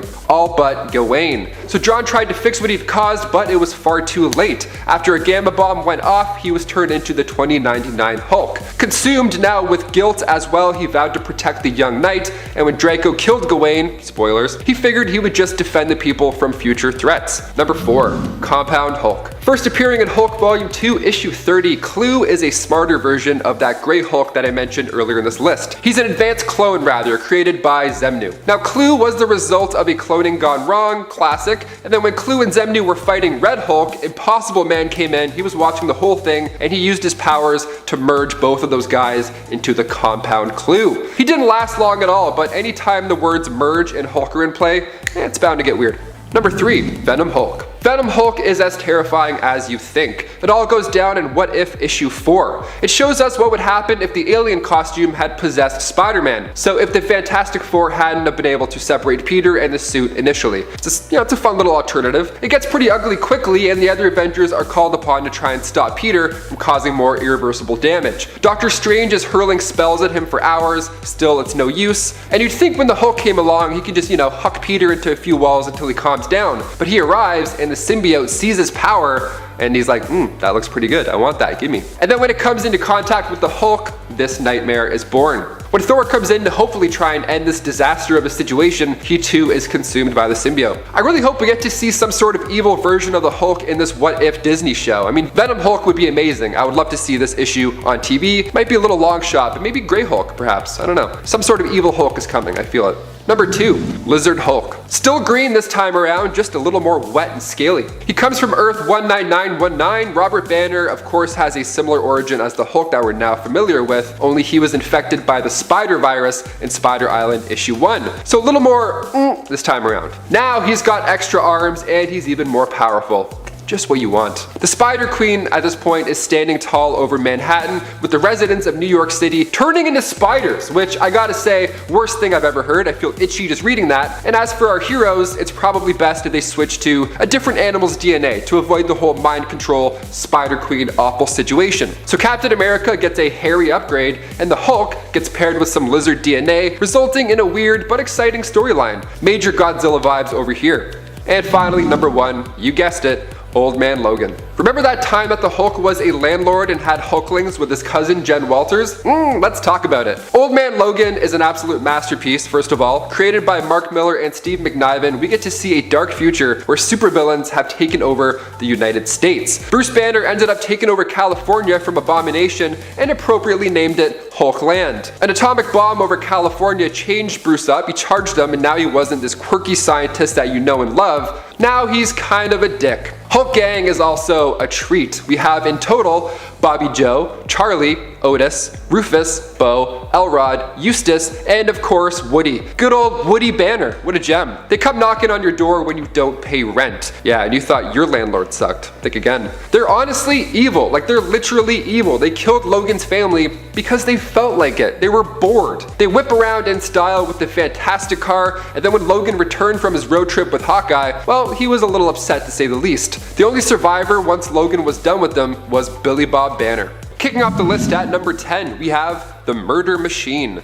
Great name. In part 2 of this list, we mentioned the Devastator, so this time we figured we had to include Murder Machine as well. Bruce Wayne, coming from the dark multiverse, Earth 44, had the same origin with the parents getting popped and all that stuff. He became Batman, he joined the Justice League, but then when Alfred was suddenly killed in the Batcave by some goons, Bruce feels responsible. He watches the footage over and over and over again. It's haunting him. So at Alfred's funeral, Bruce asks Cyborg if he can help him create an AI Alfred. You know, to help around the house, set reminders, lock the doors, all that good stuff. Cyborg agrees and Alfred protocol is underway. Its job was to assist and protect Bruce no matter what. And he was built as a hologram, so he can use weapons and move stuff around. What could possibly go wrong? Day one, this thing was already spreading itself around, building new bodies, and then it started to take out every criminal in Arkham Asylum. Because they were deemed as threats, of course, so Batman had to adjust a few things, rightfully so. He wanted to allow AI Alfred to have access to the Batcave system, even though Cyborg was like, hey man, that's probably a terrible idea, but you're gonna do it anyways because you're Bruce Wayne. And he did. The AI first went after Bruce's mind because he didn't trust Bruce to keep himself safe. That's so meta. Then he took away Bruce's emotions, strapped him with some advanced tech, and once everybody was deemed a threat to Batman in some way, shape, or form, chaos erupted. A lot of death. Number 9, the Bruce. Coming from the Batman I-Joker storyline from the late 90s, this Batman is known simply as the Bruce, which has a nice little ring to it. I say it like that, the Bruce. Once a year, the Bruce puts on a hunt. The citizens are now allowed to fight and challenge him for the throne. It's called the Night of Blood. Great name. But they also have to fight Batman's villains first, the surgically altered and reprogrammed versions, of course. The Bruce controls them all though, that's the messed up part. He just likes this gladiator, Halloween style night. He just likes violence. Luckily, and I can't believe I'm saying this, luckily a descendant of the Joker came in and put a stop to the Bruce. And before we continue on with this list, if you want to go ahead and give this video a thumbs up, somewhere in that area, that would be great. It really helps our channel out quite a bit. You guys are the best. Thank you for your constant support. Let's keep going. Number 8, Digital Justice Batman. James Gordon II is the grandson, of course, of the Jim Gordon, and after the death of his partner Lena Schwartz, he sees some old newspaper clippings about the Batman, and he feels inspired. He feels like going through his grandfather's stuff. He's learning more, he's grieving, and then that's when he discovers that Gordon left him the Batsuit as well. Bruce Wayne's old Batsuit. How lovely. You should probably wash it twice though, just to be safe, you know? So James took over as the Batman with NetWiz Bobby Chang joining as his sidekick Robin. The two of them were recruited by the Batcom, which was a program set up specifically for this by the original Batman, in order to pass along equipment and tech and all that good stuff. This is a complex online future world that we're now looking at, of course ruled by the digital Joker virus. And I thought that paperclip guy was annoying. Imagine this dude? Jeez. Number 7, Magic Batman. Superman Batman Sorcerer Kings is a 4-parter written by Cullen Bunn, beginning with Superman Batman issue 81. On the cover we see Batman's tool belt, but this time it's made of elixirs and potions. What's the deal here? So after witches and warlocks tried to sacrifice our sun, things went south and now every electronic was literally vaporized. That means no more TikTok, sorry. The future was looking quite grim. To see Batman punch warlocks and witches in the mouth, I mean at one point he says, no more hocus pocus. In part 2, Bruce pulls out a whistle, obviously he gets mocked, and then when the Batwing arrives, it's more than useful. The Batwing being a magical dragon, of course. Number 6, Emo Batman. Back in 1999, we got to see one of the moodiest versions of Bruce Wayne. Coming from Elseworld's 80-page giant, he was one of the members of the group the Pennyworths, who was discovered and signed by Lex Luthor. This sounds funny considering the Batman we know and love, but it's still really sad. For example, Lex didn't care about the well-being of who he signed as long as they're making that moolah. And on top of that, Bruce was struggling with substance abuse problems and his last album bombed. It didn't even go gold. How sad is that? So soon after, Lex sold his record label to Darkside Incorporated. Imagine watching Battle of the Bands and emo Bruce Wayne start setting up shop. What a dream show. Number 5, Prohibition Batman. This alternate version of Batman first appeared in Batman Scar of the Bat, but this time it was Elliot Ness. Elliot was a federal agent, and instead of going toe-to-toe with the Joker, Elliot is now trying to bring down Al Capone.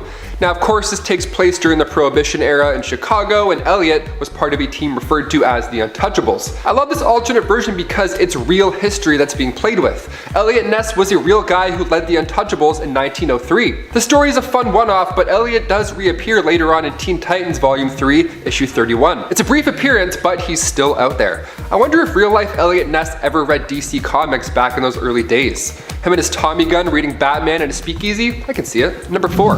Batman the Silenced. The original Hush storyline by Jeff Loeb and Jim Lee introduces Bruce's childhood friend, Thomas Elliot.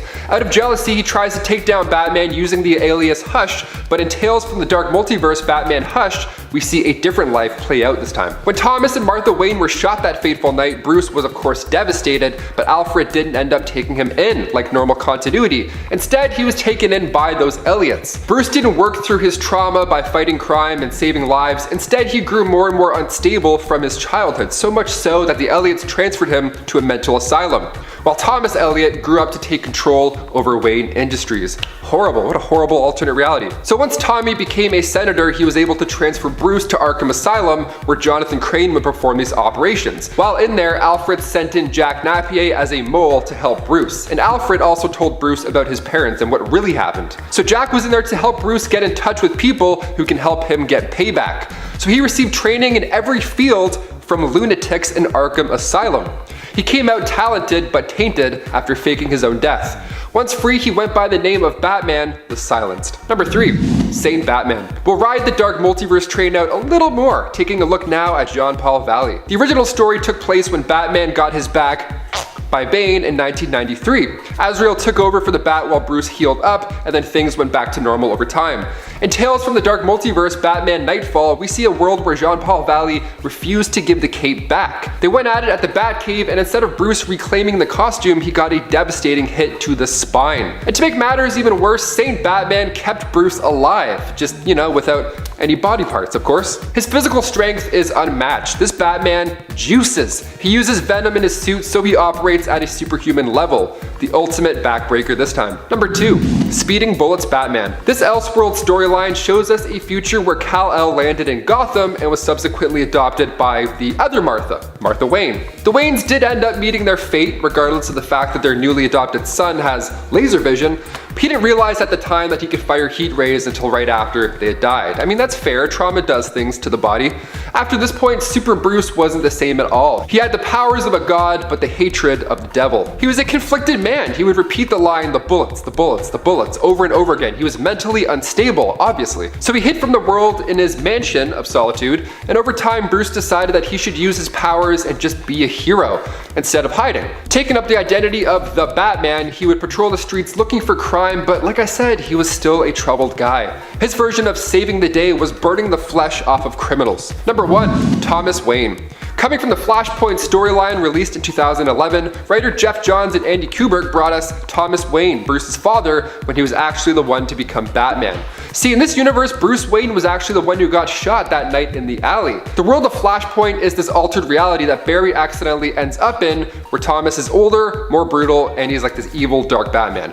And Bruce's mother, Martha, becomes so traumatized by what happens to her son that in this reality she becomes the Joker. So this Batman is very okay with using guns. In fact, he actually prefers it. And it's 10 Future Flash. The Future Flash is certainly an odd character, not due to anything about them, be it physically or otherwise, but because of his motives. The Future Flash is a version of Barry Allen from the future who blamed himself for the death of Wally West. In an effort to correct his mistakes and try to prevent this tragedy, he starts killing enemies to gain enough speed to travel back in time. He starts by killing Gorilla Grodd with a microbomb he phases into his head. Then he eventually kills enough people to travel back to kill one final enemy, himself. His goal this whole time was to travel back to before Wally dies and kill his old self, preventing any of this from happening. At least, he thinks. Which honestly is a pretty awful plan if you ask me. Like, I know that it's like alternate timelines or whatever, but if you went back in time and killed yourself, wouldn't you then not be alive in order to go back and kill yourself, thus making it impossible for you to kill a past version of yourself? I mean, you could kill your future self, but not your past one. It just seems odd to me, honestly. Though Future Flash is evidently stopped, he does give Barry a clue about the murder of his mother, saying only one word: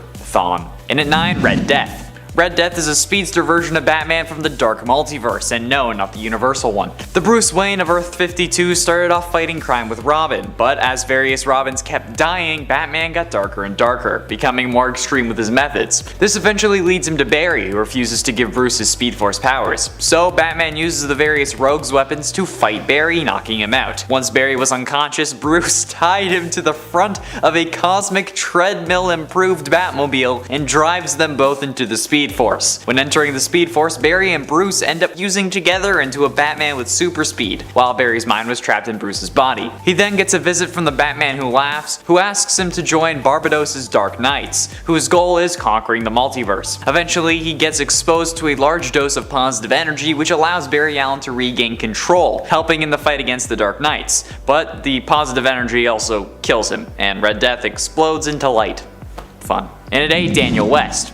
First appearing in The Flash Volume 4 number 0 in 2012, Daniel West's mother died while giving birth to him, something that his father never forgave him for. Iris West, as his sister, protected and supported Daniel until he ended up pushing their father down the stairs and crippled him for life. After that incident, due to fear of being shunned by Iris, Daniel fled and became a small-time thug by age 18. When trying to make it to the big times, he was stopped by the Flash and was sent to prison for 5 years. Eventually he got out but was kidnapped by gorillas and then saved from those gorillas by the Rogues, who then he tried to escape, but got hit with a monorail powered by a Speed Force battery. This is what gave Daniel his speed, although it was dependent on the charge of that battery. So in an effort to go back in time and kill his father to save his relationship with Iris, which is kinda backwards buddy, but you know, you do you, he started killing speedsters to gain enough speed to make the journey. In the end, he was stopped by the Flash, who convinced him to give up his speed. Daniel West is one of the rogues that Future Flash ended up killing in his mission to gain enough speed to, in essence, do the same thing that Daniel wanted to do, except Future Flash was killing himself, not his father. But Daniel officially died in New Suicide Squad Annual number 1 in 2015.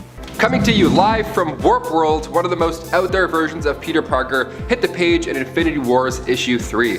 Moon Knight and Spider-Man are gearing up. They're making a game plan to take down Gamora. And Spider-Man says, look, just punch whoever I punch in a second. Deal? Easy peasy. That turns out to be a lot harder than imagined when the both of them merge together. Alongside Arachnite, we got to meet some other amalgams of characters. We got Ghost Panther, Soldier Supreme, Iron Hammer, and more, so much more. Peter's mind was also separated into 4 different personalities, each desiring dominance. So we have Science Pete, the Knight Pete, Friendly Neighborhood Arachnid Pete, and for when it comes to signing checks and shaking hands, we have CEO Pete. Number 6, Astro Spider. Jumping on over to Earth 3145, making his first appearance in Spider-Force issue 2, John Jameson III was an astronaut for NASA, and during one mission, a spider got trapped in his suit, which it's an absolute nightmare scenario right there. But when the space shuttle was hit by cosmic waves, John then obtained these amazing new abilities. He didn't come home and stop bank robbers one quip and whip at a time. See, this Earth was now destroyed by a thermonuclear war, so Jameson was assigned to oversee the construction of a spacecraft on the Nautilus platform. He, along with 35 others, are the last of humanity. After this cosmic mishap, John can now read minds. He can create webs of solid telekinetic energy, but he met his fate a few issues later when he was feasted on by Verna. Sometimes being a spider totem sucks. Number 5, Zombie Wolverine. We're just a day out from another episode of What If on Disney Plus, and we're all so excited, and I'll be honest, a little bit nervous because those zombie Avengers are still super powered and they're still on the way. Zombie Wolverine first appeared in Ultimate Fantastic Four issue 22. Now at the Xavier Institute, Wolverine and the X-Men were taking on a zombified Alpha Flight when Magneto came in to save the day. He was part of the crew that went to fight off the remaining horde, but I did introduce him as Zombie Wolverine, so yes, he was sadly infected. Wolverine was bitten by Zombie Hawkeye and Zombie Cap, and after he turned into one himself, he defeated and then ate the Silver Surfer. An afternoon snack quickly gave Wolverine cosmic powers, quite the upgrade. It's a gory good time. If we had X-Men in the MCU right now, the zombie episodes would have been so much better, but we can't complain, it's still good stuff. Wolverine is a main character in the Marvel Zombies Dead Days and a minor antagonist in Marvel Zombies vs. Army of Darkness. If you haven't read either, I recommend you read both of them. Read all the zombie comics. I shouldn't have to sell you on how cool zombie superhero comics are. You know? Number 4, Mr. Murder Hands. There's a nickname, a rather fitting one, really. Logan from Earth 65 first appeared in Spider-Gwen Volume 2, Issue 20. He was a former Japanese samurai who was cursed by a witch. The curse was that you have to live on Earth for all the days that his targets, the people that he killed, would have. So he's gonna see quite a few days, basically. His memory here is also erased, and it happens right after he joins the Weapon X program, where he's also given his trademark adamantium claws. When he later joins S.H.I.E.L.D.'s Black Ops team, his fellow operatives give him the nickname of Mr. Murderhands. Nice. Oh, this is your teammate, Edward Murderhands. Yeah, make sure you sign in. Great, break a like, team. Number 3, Primal Wolverine. A side we don't get to see too often is Logan's animalistic side. Although maybe it's for the best, we don't want to see that. We don't want any of that smoke, really. Coming from the Mutant X series back in 1998, we pick up with Wolverine, Sabretooth, and Wildchild, but this time around they're referred to as the Pack. Now in this story, Logan still goes crazy after Weapon X does their thing, but this time he's not alone. Sabretooth and Wildchild also endure these crazy experiments, each of them also going primal in the end. Now the 3 of them end up roaming the Canadian wilderness like an actual pack. But this pack is one you want to avoid. They end up going nuts by the end of the comic, like I said, but while they're in the wild, they did see other mutants, and in turn they all worked together for a hot moment to figure out what was happening in Weapon X. They have the right idea, but those animalistic impulses are just too powerful. Messy. Number 2, Old Man Logan. Mark Millar's Old Man Logan begins in volume 3 of Wolverine on issue 66, and this is a future where supervillains have sadly won for the most part. Hulk and She-Hulk had kids, the Hulklings, who would beat the crap out of you if you didn't pay rent. So yeah, it's an odd future to say the least. Everybody has their own territory, so Logan now has to pay up for living in his. Hawkeye, who was much older and this time around he was blind, needed Logan's assistance to get across the country and deliver a secret package. This was a way Logan could get some of that rent money, so let's do it. Just talking about Logan paying rent money is a weird thing. When they get back from their trip, things have changed drastically. Now Hulk Gang actually took out Logan's family because, you know, they were bored. And that's what people do when they're bored in this dark future. No more games, no more talking. Now it's time for Logan just to get payback. Simple as that. Alternate reality, same temper. Logan gets Banner, he gets him right through the chest, so naturally he hulks out. And then when Hulk eats Logan, you think that would for sure be the end of it, but that's when Logan pops out from inside Banner. Surprise, we're gonna throw up. And finally, number 1. Old Man Venom. Coming from Edge of Venomverse issue 4, we see Logan get captured by Angel, who is Archangel in disguise, and Hulk Jr. This story played out differently than the Old Man Logan storyline because this Wolverine told Bruce Banner Jr. what happened to his father. Archangel took Logan to the danger room of the X-Mansion, and that's where he and Bruce Jr. just ambushed him. Wasn't very happy this time around, although the first one wasn't really happy in any way, I guess, either. Bruce Jr. had this idea that maybe if he kills Logan, he can then use his DNA and create symbiote hybrid clones, but what ended up happening was Logan fought a Venomsaurus Rex, that same T-Rex from the original Old Man Logan storyline. The same one we see chasing Hawkeye and Logan. So he fought it, got eaten by it, and then considering the fact that Logan was eaten by the Hulk and ripped his way out, we already know that this is gonna be much better. He comes out better than ever. The symbiote ends up bonding with Logan in the T-Rex tummy, giving us a pretty exciting extreme upgrade. He rips his way through the dinosaur and subsequently rips his way through his enemies. Kicking up the list at number 10, Anthony the Vampire. Making his first appearance in Ultimate Avengers issue 14, Anthony was the greatest vampire hunter who ever walked this earth. He trained Daredevil, Blade, and Edward Cullen. Okay, the last one I lied about, but still, you get it. When he meets up with Blade later on, he has a new look. He was eventually bitten by a vampire, so he became their leader as well. The coolest part about Anthony is that he uses a Mark I Iron Man suit to get around during the day, so the sun doesn't, evaporate him or whatever. He captured and turned Smart Hulk into a bloodsucker, but his armor was stolen and used by Stick to fight back. Another Tony, another suit. Imagine you're in trouble and this guy rolls up on you. What a surprise that would be. Issue 16 of Ultimate Avengers opens with a great Twilight parody, but this is also the last time we see this Iron Man take flight. And that's because Hulk punched his head off, and usually when he does that, you don't come back, vampire or not. Number 9, Iron Lantern. From the Amalgam comic universe, Iron Lantern is of course a millionaire who is in charge of Stark Aircraft. While he's working on a flight simulator, it straight up took off and flew him somewhere else. Best simulator ever, if I do say so myself. Then it crash landed on the ground, injuring Stark, and he realized he was brought to a crashed alien spaceship. That spaceship belonged to none other than Roman Sir, who died before getting a chance to talk to Hal Stark. Not being in the best condition, obviously, after the rocky landing, Hal started working with his newfound tech on a new suit. suit, hopefully to save his life. The Green Lantern upgrade of his suit saved his life for sure, but it also gave him the power to create anything out of green energy. He used a battery that reminded him of a lantern to do so. And then he went on to fight the aliens that had shot down Roman Sur and continued fighting enemies such as Madame Sapphire and Mandranesto, who, yes, you already know exactly what I'm talking about. Before we continue on with this list, if you want to go ahead and give us a thumbs up, that would be great. It really helps us out here quite a bit. You're the best. Thank you so much for watching. Let's get right back into this list of weird Iron Mans. Number 8,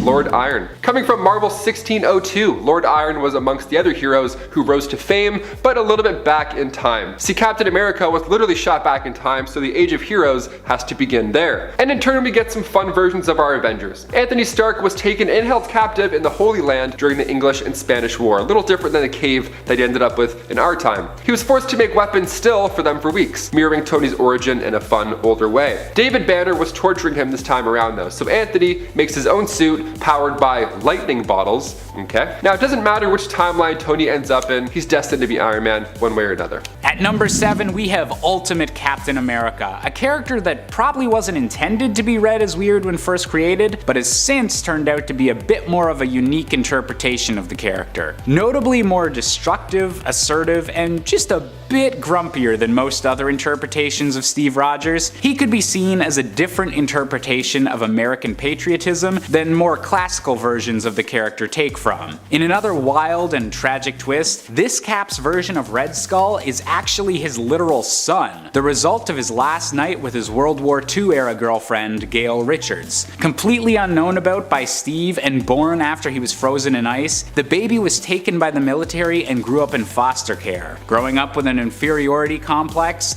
this child would eventually scar himself and become the criminal mastermind, the Red Skull. Talk about a messed up family, Steve. Coming in at number 6, it's Steve Rogers. No wait, it's Stephen Strange. No wait again, it's actually Steven Rogers, Soldier Supreme. In a pocket dimension known as Warp World, where every soul of the Marvel Universe has been merged with that of another, Doctor Strange and Captain America were DNA digivolved into the combined form of the Soldier Supreme. In this unique part of the multiverse, the superhuman experiments done by the Allies during World War II were achieved through magic instead of science, with the weak and scrawny Steven Rogers being taught the ways of dark magic and learning powerful sorcery. With a best friend known as Bucky Wong, a literal Winter Soldier after he becomes a ghost, this combo of characters is definitely a standout in a multiverse full of standouts. At number 5, we've got the alternate future showstopper of Danielle Cage, the Captain America of the future. The grown-up child of both Jessica Jones and Luke Cage on Earth 15061, Danielle has taken up the mantle of Captain America in a Manhattan where climate change makes flooding incredibly frequent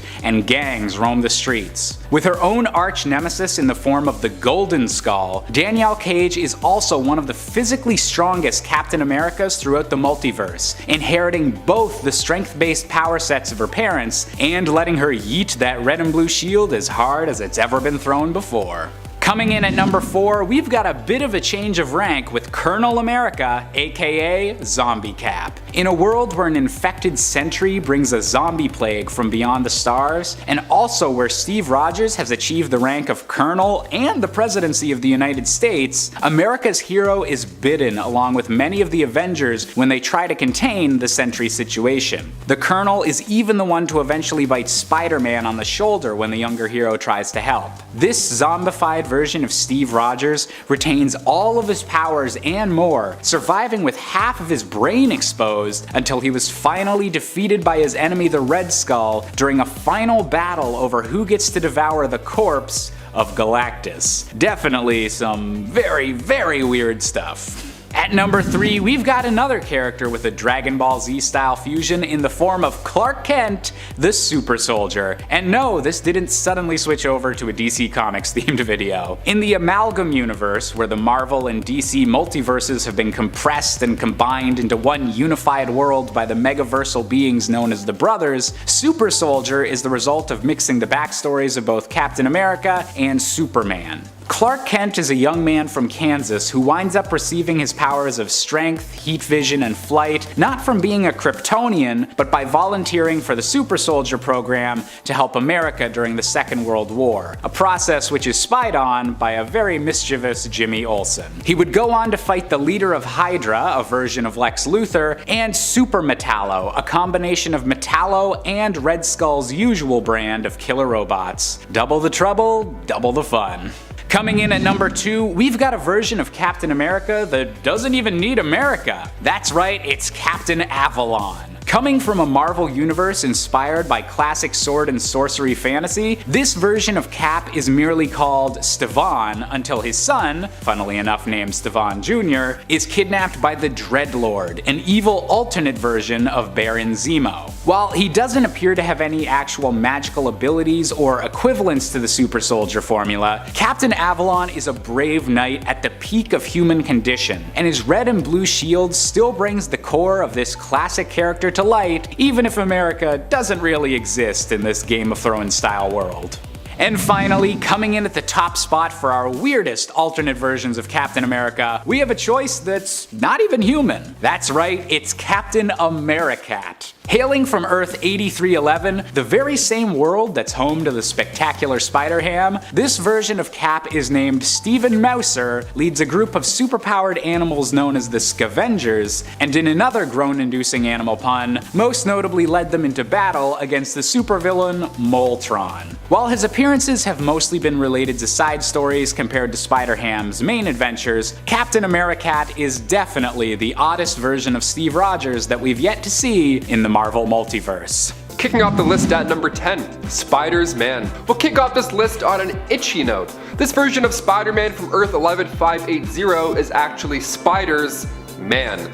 You might be asking, wait a minute Taylor, spiders? Like more than one? Oh yeah, he's actually made up of thousands of spiders that work together as if they're one person, like a hive mind.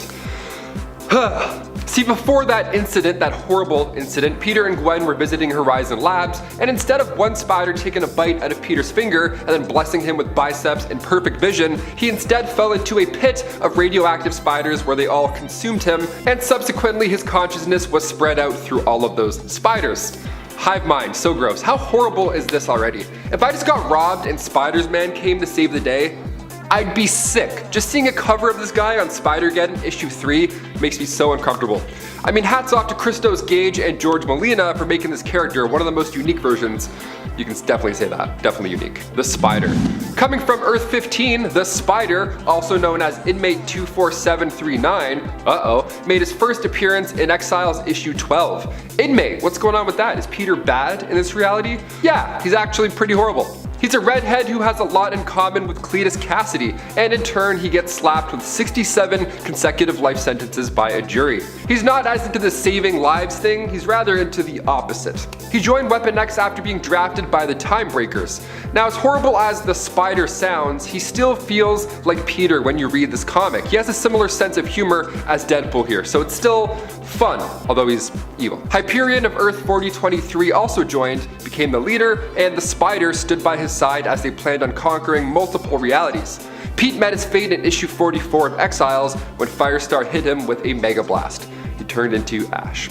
Already cremated, look at that, we get to save money. And before we continue on with this list, if you want to go ahead and give us a thumbs up, that would be awesome. It really does help our nerd squad over here in our nerd base. You guys are the best. Thanks for sticking around. Let's keep going with this list.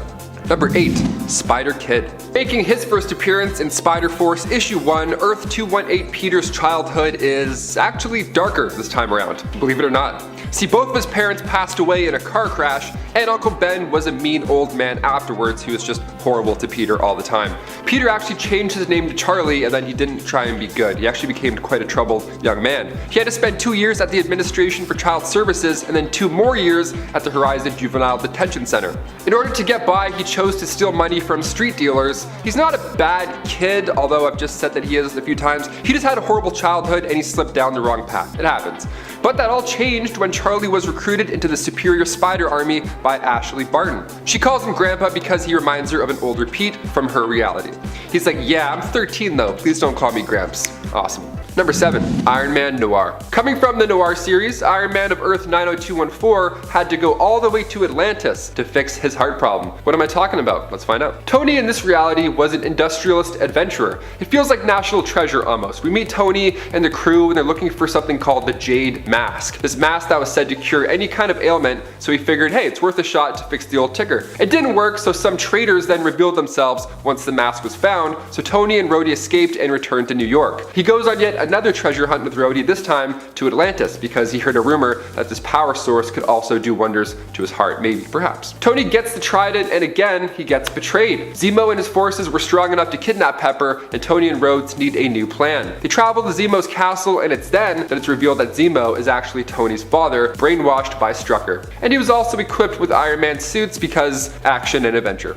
As far as noir storylines go, Iron Man isn't my favorite, but the whole Nathan Drake vibe that Tony has is still quite fun. And also, Atlantis. It's kind of weird. Dive in. Number 6. Earth X. Also known as Earth 9997, this version of Iron Man hit the pages back in Earth X issue 0. This time around, the human race is at risk due to the release of Terrigen mists. So Tony decides, you know what, I'm just going to isolate myself, not being sure how the mist would react, which is a fair point. So in turn, he would wear his armor all the time, then eventually he made an Iron Manor in New York. Super cautious, you know, with today's stuff going on, you can't really blame him. He went even further when he decided it was best to create his own team, the Iron Avengers. Guy was super paranoid. So eventually Galactus did come along, so Tony used his Iron Manor and distracted the Celestials beforehand. Now during this, Tony lost his life. Some wreckage impaled him, and for the first time in a while, Tony was able to breathe open air. How, you ask? Well, he died, and his soul immediately went to the realm of the dead, and that's when Captain Marvel's soul recruited him for an army set to take on Death. Which is, first of all, nuts, because even after you die in Marvel Comics, you can't just chill out in heaven. You have to like go fight another war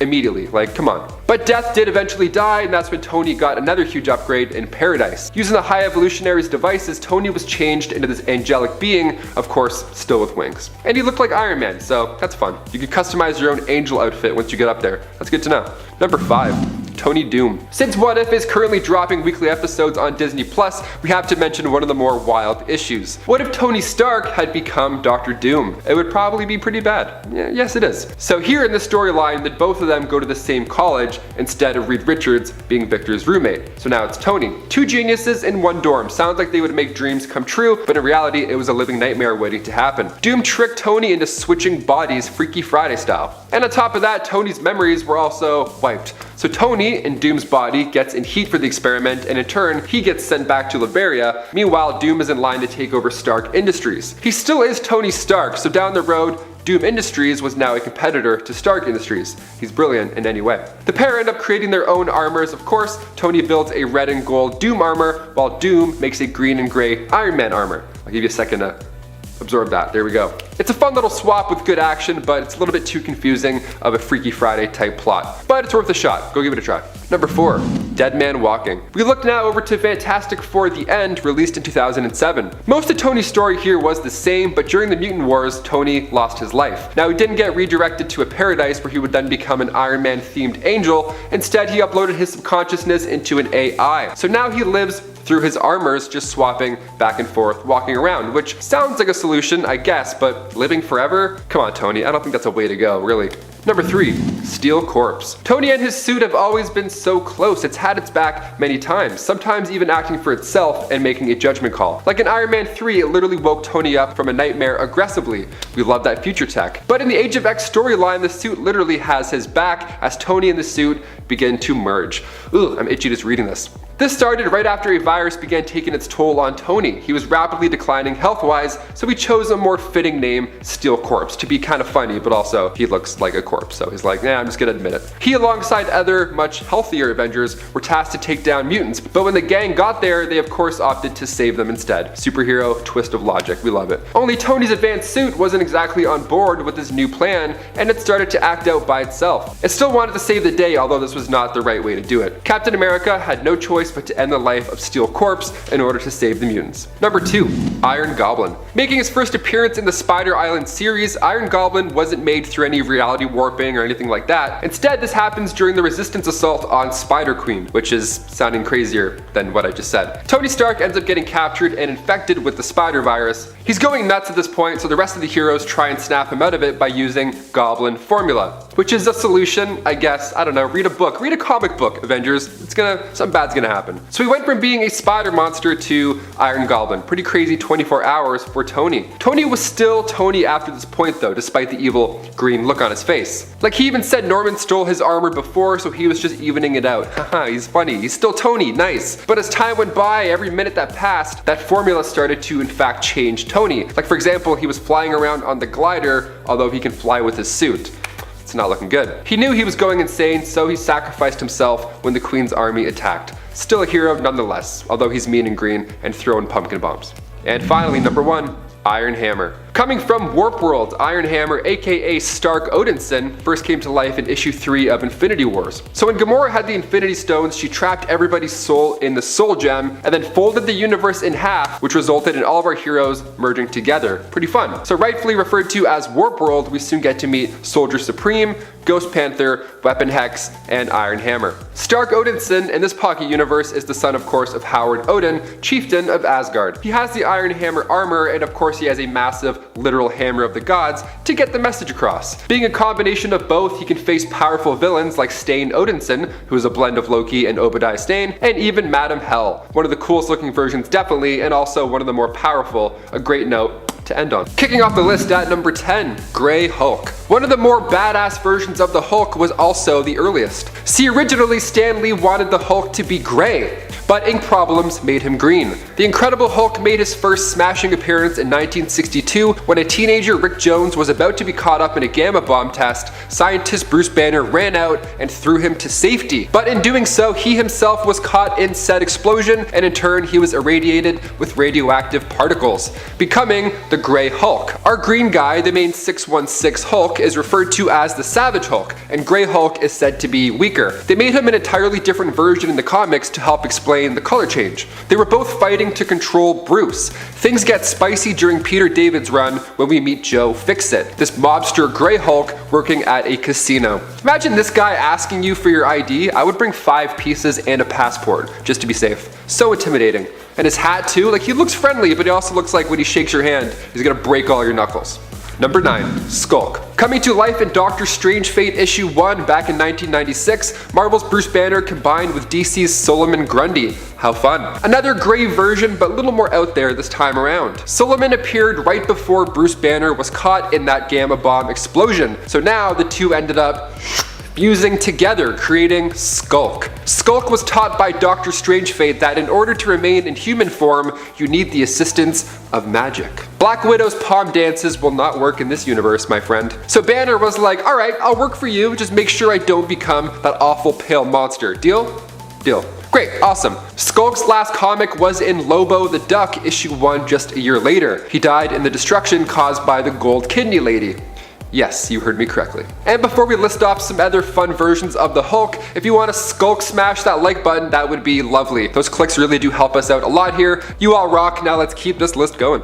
Number 8, Peter Parker. Looking now to the 2006 bullet point storyline, if you haven't already guessed from the title, this one's a superhero swap. We love those. Now this is a life where Uncle Ben, well, still died, but he died a lot earlier, so unfortunately he wasn't around to mentor Peter. Give him the whole with great power comes great responsibility rundown. So now Peter's stealing Jeeps, he's blasting Green Day and flipping off the elderly, just the complete opposite guy that we know and love. During the Jeep joyride, it ran out of gas, so Sneaky Pete went off to look for some more to help fill up. Now while he was searching, that's when he just happened to stumble across that gamma bomb test, and he didn't realize that he had this Hulk side to him until later on that night. His friends got in trouble, so they blamed Peter, and that's when he got really angry, and then he turned into the Hulk for the first time. It was nuts. Aunt May straight up had a heart attack.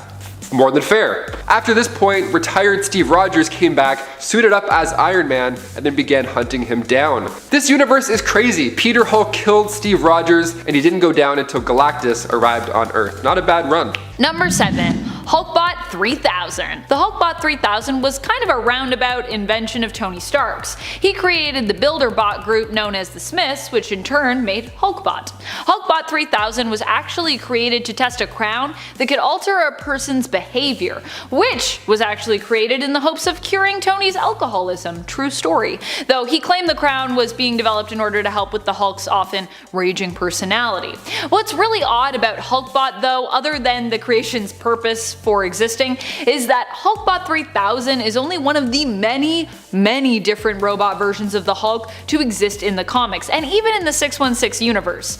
Like, there have been a lot of Robo-Hulks. I could probably do a top 10 list on robot Hulks. Number 6. Breaker Apart. Also known as the Breaker of Worlds, this is a version of the Hulk belonging to an alternate future that doesn't yet have an official number, but was given the temporary reality number of Earth 781 for now.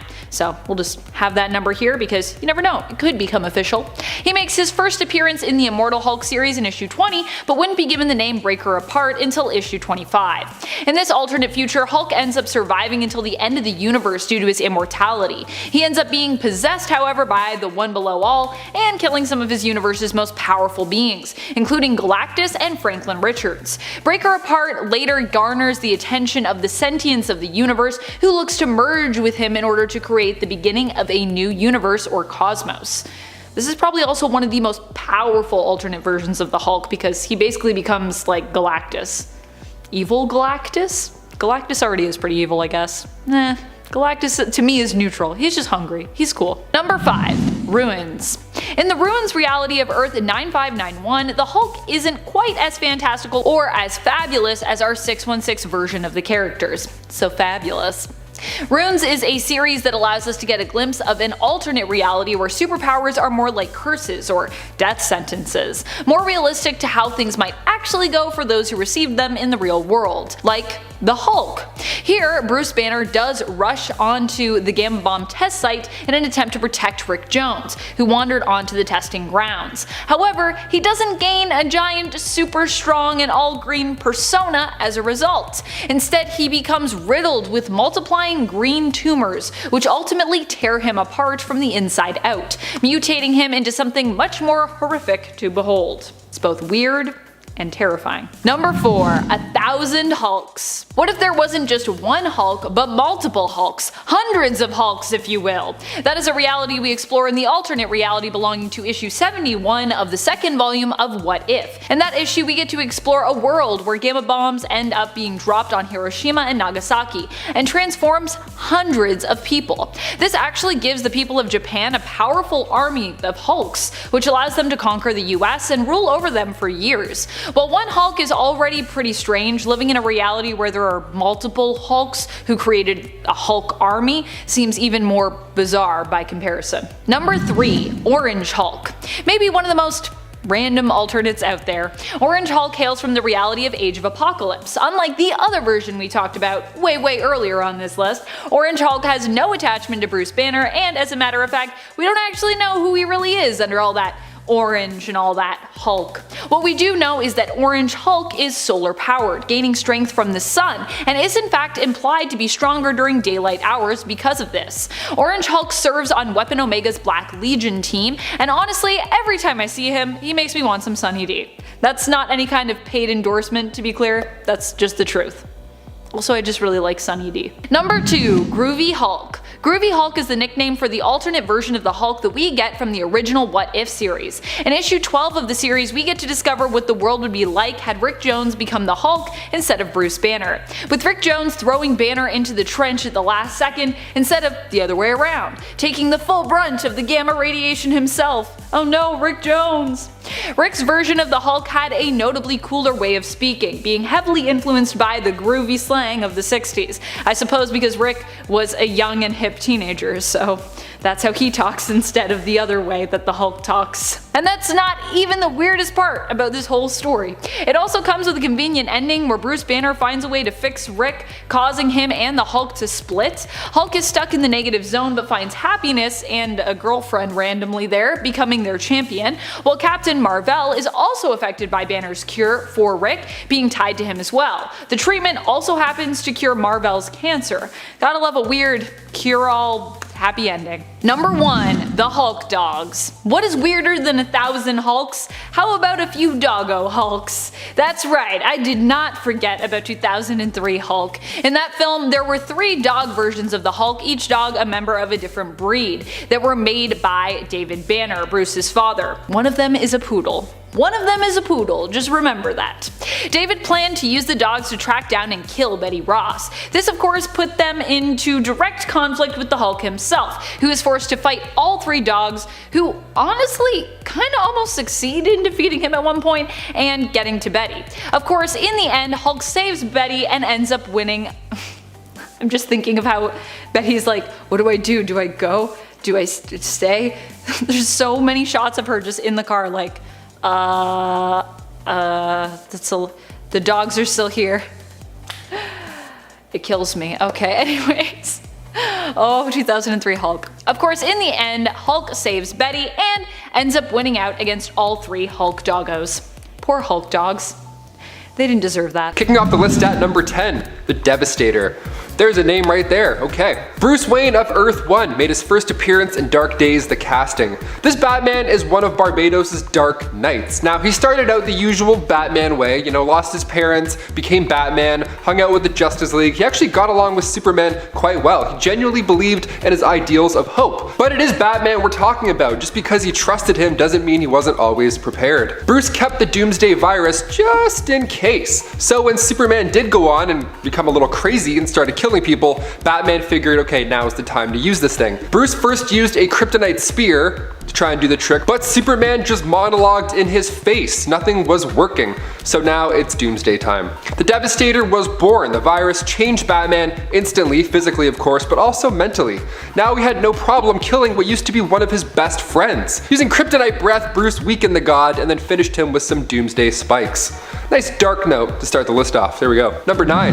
Multiverse Bat Baby. In part 1 of this list, we of course had to mention the time Batman was shrunk down to the size of a baby, so naturally in part 2, we need more baby goodness. Dark Knights Death Metal Legends of the Dark Knights issue 1. Bruce has a plan. Now this version was planning on living a second lifetime. More crimes to solve, more risks to break, more bills to pay. The man is committed. Now he had already taken down the Joker, Riddler, Two-Face, and Scarecrow at this time, but he wanted more. After his passing, his mind was safely stored in the cyberspace, and it was then transferred into this new body waiting in the Batcave. This time seems way harder for Bruce. See, in the early issues, he just made little trousers and still continued to fight crime. It was fun, it was almost cute. Here, he was rolling downstairs. He couldn't even walk.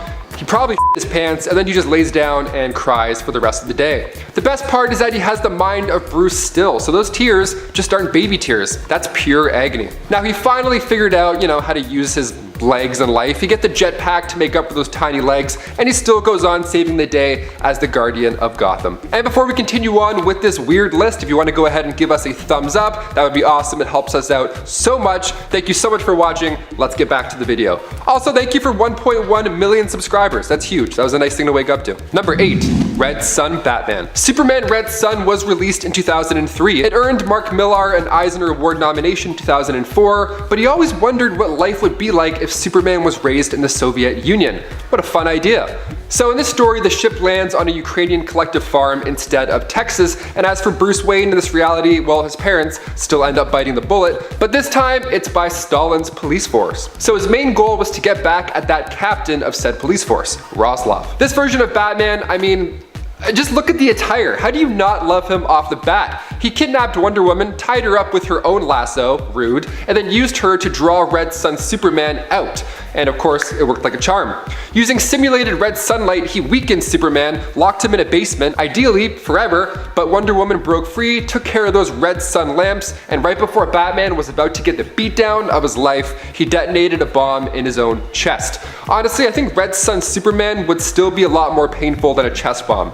Still dark either way. Number 7. Ultimate Hulk. This version of Bruce is quite troubled. He was taught to just stay out of his parents' way growing up, and he also hated himself pretty much. He wanted to be ripped like Captain America, he didn't like his noodle arms. It was a rough go for him in the Ultimate Universe. So when Nick Fury got together the brightest minds to recreate the super soldier serum, envious Banner was on that team. He did figure it out, or so he thought, but he kept the info to himself. He didn't want any other scientist getting credit. But he took it a little bit too far when he also decided to keep the human testing process to himself as well. He injected himself and became Ultimate Hulk. The first time he changed, he injured Mary and Richard Parker, but down the road he injected himself again, but this time he mixed super soldier serum with Hulk serum, and then he turned to gray, and his first plan of attack was, of course, as you would think, to fight Freddie Prinze Jr.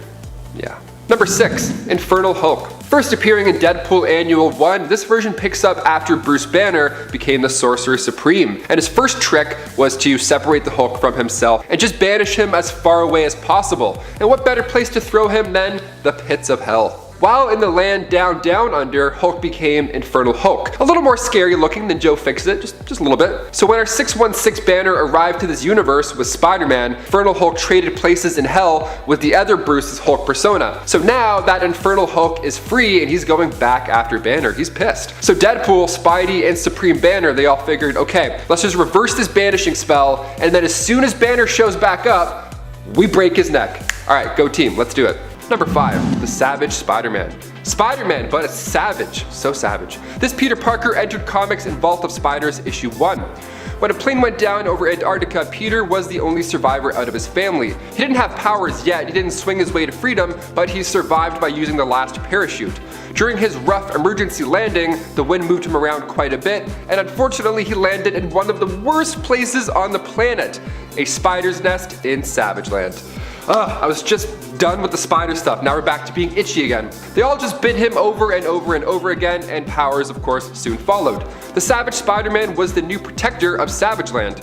Later on, he was recruited into the Spider Army by Ghost Spider to fight off the Inheritors back on our Earth 616. Honestly, this is a great version. I love when Wilson Fisk sees the boy growing up again. See, he was the reason the plane went down in the first place those many years ago. So when he returns to see if this Savage Spider-Man is real, he gets a little payback. Number 4, Hostess Cake Spider-Man. I think it's time we talk about one of the weirdest but yummiest versions of Spider-Man. Not only is Peter dishing out quips and flips, but he's also feeding the world too.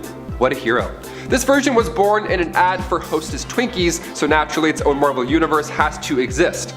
And also, it's fun to make it exist and to think about it. When it came down to taking on villains, Spider-Man wouldn't web them up, instead he would just huck treats at them, because that always works. Twinkies, Hostess cakes, anything, you name it. Funny enough, in Spider-Verse issue 1, the cakes are referred to as golden sponge cakes so that they don't get sued. It's also the same issue where we see the end of Golden Sponge Cake Spidey. It's sad, but if he stuck around for too long, realistically everybody would just get fat or riddled with cavities. Spider sense tells me this cake isn't for eating. It's for throwing! Number 3, Superior Spider. Starting in 2013, this version is the outcome of the Dying Wish storyline when Dr. Octavius planted his mind inside Peter Parker's. Nice little swap. There we go. We see this begin in Amazing Spider-Man issue 698. Peter gets a priority call from the Avengers, and when he meets them all on the raft, Cap informs him that one of his old enemies is dying, and Peter knows that it's Doc Ock before he even tells him. Cap says that he's asking for him. Well, rather, he's asking for Peter Parker. Peter goes in and he asks everybody for a private moment, just the two of them to talk it out, right? But when they're in there for that hot second, it's revealed that they somehow have switched bodies, page 20 and 22. So Peter in Doc's body is freaking out. He's worried what the hell to do, because now he's got his powers and his families and his friends are all at risk. You gotta stay away from those brain-swapping Octobots, that's the key. I'm not going to tell you what happens because it's really enjoyable. Go check it out yourself. Number 2, Spider-Boy. Marvel and DC are powerhouses, both on page and on screen. So when the two companies combine forces, we get some pretty amazing characters like Spider-Boy. Making his first debut in Marvel vs. DC issue 3, residing on Earth 9602, Spider-Boy is an amalgam of Spider-Man and Superboy. How epic is that? Spider-Boy is a clone. Now he's a clone of Peter who was created during an accidental lab explosion. General Ross felt responsible for this explosion, so he ended up adopting the young lab lad. They were a fun duo until Ross was taken out by a mugger, so Pete then became a hero. He put together the suit, became famous almost overnight. That whole event kicked off the with great power comes great responsibility vibe. Now back when he returned to Project Cadmus, Pete was given a web pistol to help him swing around town.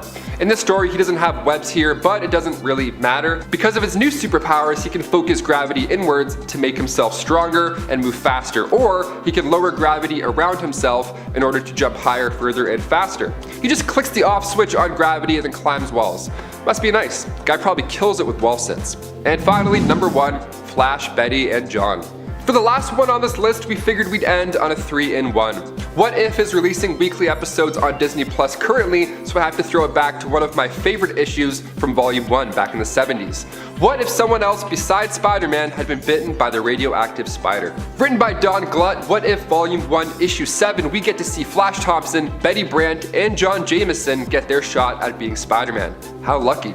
First, Flash gets bit, he gets the powers, and he teaches a bad driver a lesson. With his new strength, I mean, he's a little bit too harsh. The middle finger always works, but okay, rocky start, that's fine. Then he decides to take a crack at professional wrestling. He thinks it's going to be a breeze, but due to said super strength, he killed the guy instead of tapping him out. Not much of a superhero there. The Vulture ends up ending his not so hot streak, so next up we have Betty Brant. Her costume is arguably the flashiest. It makes for great photo shoots, apparently. Gotta get those likes somehow, make those superpowered TikToks. I'm here for it. But when she runs out of web fluid while striking a pose, the thief that takes Uncle Ben's life runs on by, and no one does anything about it. And finally, this issue shows us John Jameson getting his shot. While his outfit was also pretty on point, his judgment was not. John tried to stop a space shuttle from crashing and didn't live to tell the tale. Next time you feel like web swinging to work, just remember that the responsibility thing is just as important as the powers. Number 10, Lord Logan. With What If crushing it on Disney Plus currently, we have to take a look at this insane version of Logan from What If Volume 2, Issue 24. What if Wolverine was Lord of the Vampires? I'm still Team Edward, I don't care. The main difference is, of course, that Wolverine has a lust for blood this time around. Other than that, his characteristics don't change too much. His healing factor prevents him from turning, so he takes it upon himself to sink his own teeth into Dracula. Guy's a badass, go over Big D himself. One of the craziest parts here is when Wolverine quickly turns into a werewolf, he tells Dracula he's a quick learner, and now we have a new Dracula, Lord Logan. With Dracula's blood in him now, he loses any sense of humanity, and he's even more aggressive after than Dracula was. He turns over the New Mutants, he turns over the Hellfire Club, the Freedom Force, the Morlocks, everybody is getting bit. Doctor Strange was able to cast a spell to keep the undead out of his sanctum, but Vampire Juggernaut figured out a way and subsequently broke his body in one punch before becoming a snack himself. It's a pretty epic time. It's like a bat versus a wolf for a bit. It's great, go check it out. Number 9, Rancor. Making her first appearance in Guardians of the Galaxy issue 8 back in the early 90s, Rancor was born in the alternate reality of Earth 691 in the 30th century future of the Guardians. She was a 5th generation descendant of Wolverine, and she wasn't very heroic to say the least. She rules over a colony, and apparently every descendant of the Wolverine family line followed the same dark path. On her 16th birthday, Rancor clawed her father's beating heart out of his chest, and then of course she became the next ruler, and her first plan of attack was to enslave the entire human population. Happy birthday! Do you want a car? No, I want all the humans in the world. Thank you, give me. After the Guardians defeated her and destroyed her planet, she stole one of Wolverine's claws from the Shi'ar Museum and headed out for Earth. Now she alongside her lieutenants were captured and recruited by Dr. Doom, so Rancor helped Doom locate the Inhumans on the moon. She turned against Doom and was eventually rescued by the Guardians, but Doom had this pretty sweet weapon with him the whole time. But before we explain that weapon, if you want to go ahead and give us a thumbs up, those likes really do wonders for our channel. You're amazing, thank you so much for your support. Now let's get right back to the list. Number 8, RoboClaw. James Gunn has brought the Guardians to life in such a unique and fun way, but back in those early issues, we meet a pretty terrifying version of Logan. Dr. Doom revealed that he had Wolverine's adamantium skeleton and he had killed Logan at some point in the past, and then Doom transferred his own brain into the adamantium skeleton. So now he's like kind of like a robot version. It was pretty sweet. To see Rancor fight this Terminator version of her own family is pretty mind-bending. It's very entertaining. Rancor is using that same Wolverine claw that she found at the museum as a weapon, enforcing the fact that possessing a weapon means nothing without the ability to use it. She then stabs the Doom skeleton right in the eye, and that does the trick, followed by a little shock therapy. Coming in number 7, we've got Revenger Thor. Revenger, not Avenger. And we're not talking about the Revengers from Thor Ragnarok. We'll talk about MCU stuff some other time. For now, we're diving straight into the Cancerverse, where Lovecraftian abominations rule and death has been done away with entirely. That is a weird, tough pill to swallow. Somehow, Lord Marvel has corrupted the Avengers here and made it so that they serve the many angled ones. These creatures resemble the great old ones of Lovecraftian lore and really lean into that cosmic horror angle. Very spooky, very creepy, very mind-boggling. Thor specifically gets a wild makeover, now sporting some weird tentacle protrusions out of his face and glowing red eyes to boot. Definitely not a hero that would bring relief to the face of a scared public. Coming at number 6, we've got Beta Ray Bill. This one is pretty much accidental in how it happened. A super soldier from a race known as Corbinites, Beta Ray Bill was already pretty powerful before being granted the power of Thor. When the Corbinites galaxy was destroyed, Bill was the one designated to protect their planet, and he did so quite well. A very heroic hero, of course. So when he fought Thor over the use of Mjolnir, it turned out that he was indeed worthy of that power. In doing so, he was granted the power of Thor through a weapon called Stormbreaker. Good for you, Bill. Thor. Whatever. Coming in at number 5, we've got Cyclops Thor. Mjolnir only has one eye, and now Thor does too. Sorry for that terrible joke, I just couldn't help it. Somewhere out there is a universe absolutely stuffed with Cyclops, beings only sporting one eye. Dead center on their heads, the look is an uncanny one indeed. In that very same world, all of the regular heroes we've come to know and love are around, although they're all sporting that singular optical nerve. Thor is included in this mess, and they eventually make it through some dimensional cracks to cause trouble in other realities. Powerful and weird to look at, this version of Thor is a doozy. Very strange indeed. Coming in number 4, we've got Venom Thor. The symbiote never gives up. No way, no how. In a universe where it does not attach itself to Eddie Brock, it does its best to find another suitable host. In the case of Venom Thor, it first found Spider-Man. Featured in a What If comic, this time the symbiote hijacks Peter Parker. This causes all sorts of chaos, eventually resulting in it hopping to the Hulk. And then the Jolly Green Giant eventually delivers it to Thor. This is particularly rough because this version of the alien creature doesn't recoil at the introduction of sonic energy. It just feeds off the energy of the heroes it attaches to. So for a while, Venom is born with the body and powers of an Asgardian. Yikes. Eventually, Thor is able to shake it off and defeat it, but that doesn't make up for the very strange image of a venom-colored god of thunder though. Coming in at number 3, we've got Throg. It's Thor, but he's a frog. Just look at him. Man, what a world we live in where stuff like this is just readily accessible at all times. The god of thunder in adorable amphibian form. This version of Thor pops up a couple times, once being held captive in a jar and once in a run where all the Avengers were animals. The jar frog found in The Void was hinted at being a result of one of Loki's pranks on Thor. Very funny, brother, now turn me back into an Asgardian. The other Throg is a wild tale of Simon Walterson accidentally getting turned into a frog, joining an animal war, coming across a piece of Mjolnir, and transforming into Thor. Throg! It's Thor, but a frog. Coming in at number 2, we've got Thur. Even less sensical to say and even more goofy, this is an outlandishly cartoonish iteration of the God of Thunder. His story stays the same, his powers remain unchanged, but now Thor is a cartoon bulldog. He's part of the Scavengers, and was born in Arfgard.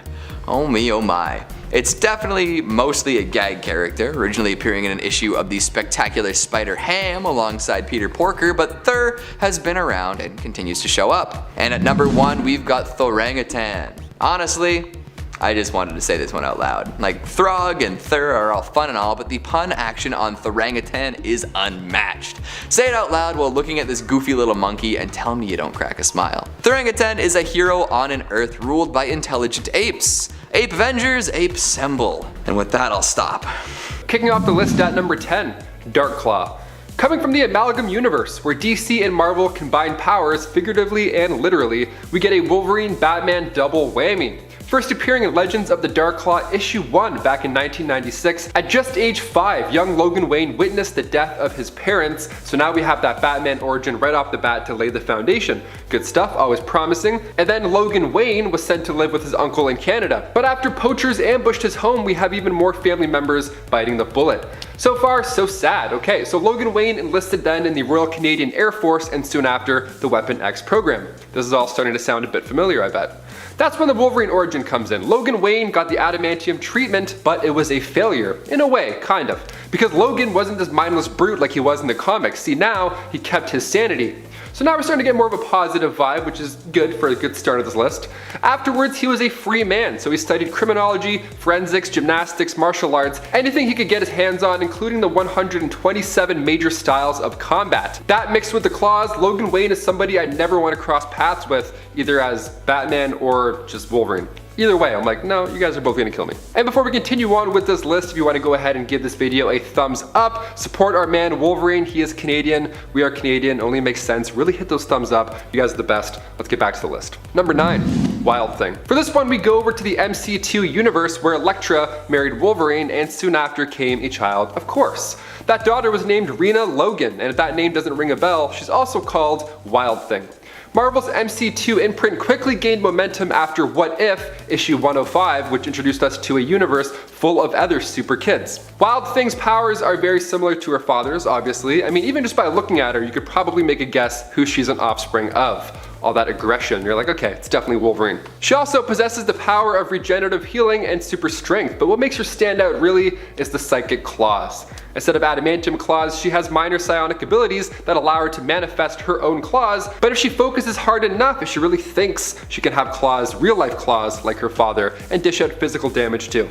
Mental, physical, she's got you beat in both realms. Number 8, Hydra Wolverine. Hearing Cap say "Hail Hydra" in Endgame was a wild moment to witness in theaters. Steve using future knowledge to save the day instead of kicking everybody's ass in the elevator, whilst tipping his hat to comic book fans, it was a nice moment, beautifully written in.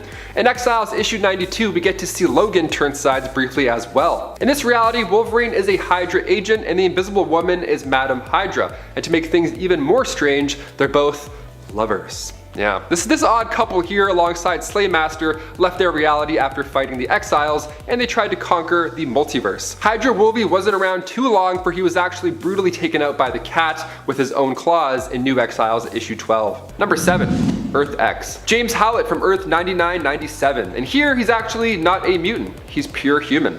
We learned that Wolverine's ancestors were actually a group of early humans known as the Moon Clan. What happened was when the first celestial host arrived, it blocked out the moon, and the moon, to the Moon Clan, I mean, they worshipped the thing, so when it disappeared, so did they. They ducked out in a cave, they weren't sure what was going on, but they wanted no part of it. They were one of the few links of humanity that weren't manipulated by the Celestials, so Logan's natural DNA was now able to evolve, growing into his abilities like enhanced senses, bone claws, healing factors, all the good stuff. So when Charles recruited him into the X-Men, he might have been aware that Logan isn't truly a mutant. So next time there's a lunar eclipse, I'm gonna go hide in a cave somewhere up north, you know, just to see what happens. Number 6, Days of Future Past. In the Age of Ultron comic, we see again a dark future where the Avengers are getting whooped. Ultron is using Vision as a conduit from the future, like the world's most painful game of telephone, and the Avengers don't really see a way to get Ultron to stop, so they send Sue Storm and Logan back in time to find a solution. Now, Logan's solution was to just straight up kill Hank Pym to make sure Ultron isn't created. But in doing so, this opened a dark alternate future, so when they go back to this new timeline they've created, the Kree-Skrull Wars now move to Earth, and they run into the Defenders of that timeline, and also Logan of that timeline. That's a lot of Logans in one story, but is there ever enough? Really? No, never. Number 5, The Hooded Man. Making his first appearance in Fantastic Four issue 558, the Hooded Man is James Howlett from the year 2509. Now at this point, he had given up the whole Wolverine alias, and now he was calling himself the Hooded Man. Reminds me of Hawkeye when he turned into Ronin in like Endgame. We love hooded people, especially Robin Hood, he's OG. Now in this future, he alongside the Fantastic Four have formed the New Defenders. The New Defenders use the body of a deceased Galactus to travel back in time. They transported their dead world to Earth 616, now their new world. Well, it's literally called that, New World, NU World. It's an exact replica of Earth. Ted Castle and others created this knowing that our current Earth would be uninhabitable in just a mere 30 years. So the New Defenders settled here with present day Fantastic Four, but eventually Logan, aka the Hooded Man, went back to his own reality to rebuild the population with Gaia. It's gonna be really busy. That's gonna be a busy time. Number 4, Helverine.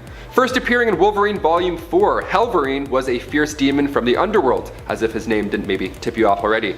He first approached a man named Roger who hated Wolverine so much because he actually blamed the death of his wife on Wolverine. The demon then told Roger that if he joined the Red Right Hand, he would help him get revenge. So, sounds great, Mr. Demon, thank you so much.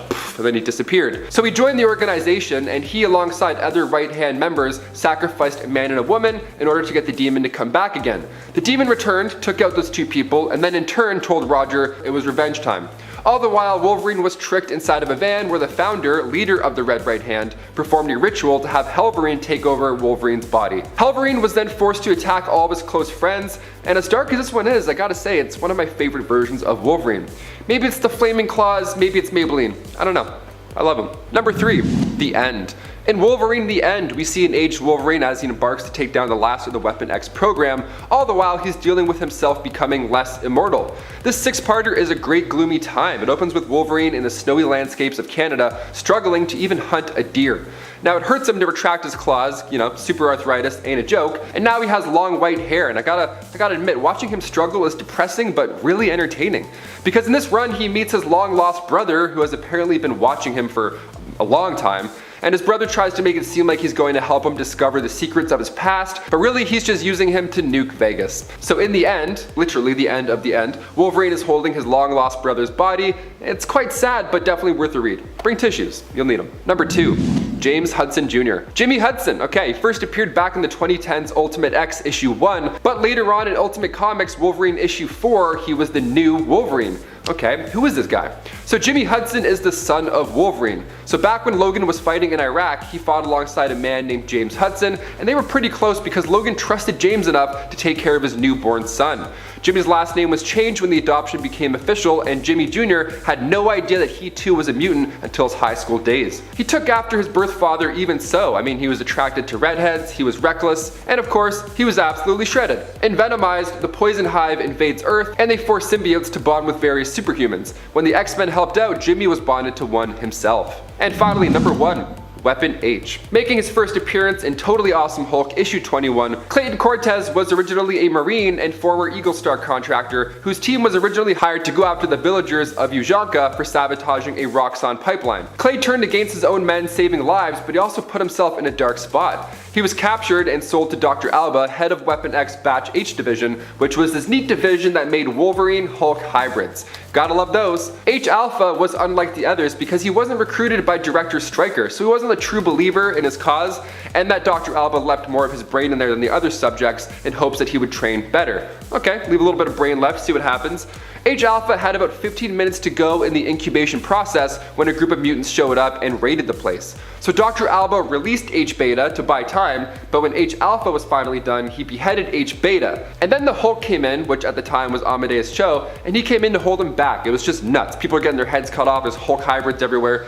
It's really loud, it must be a really loud day. Once the Weapon X staff left, Weapon H stopped fighting, and then he jumped far away. Starting off our list with an honorable mention at number 10, we have Captain Carter. Normally, I'd put my girl Peggy higher up on any list, but since she's less weird and more awesome, we've gotta put her here. Captain Carter actually originally debuted in the Marvel Puzzle Quest video game during a celebration for Captain America's 75th anniversary, but was given a fully fleshed out backstory and has been a fan favorite ever since. In a universe where Steve Rogers is assassinated before he can be given the super soldier serum, Peggy Carter is instead the one who becomes an incredibly strong and iconic hero for the Allied forces. The comics would continue her adventures, with her universe's New York City coming under attack with nuclear weapons by the Red Skull, and eventually lead to her joining the superhero team the Exiles after their multiverse-spanning adventures brought them into contact. Next up on our list is the center point for one of the most controversial Marvel storylines of all time,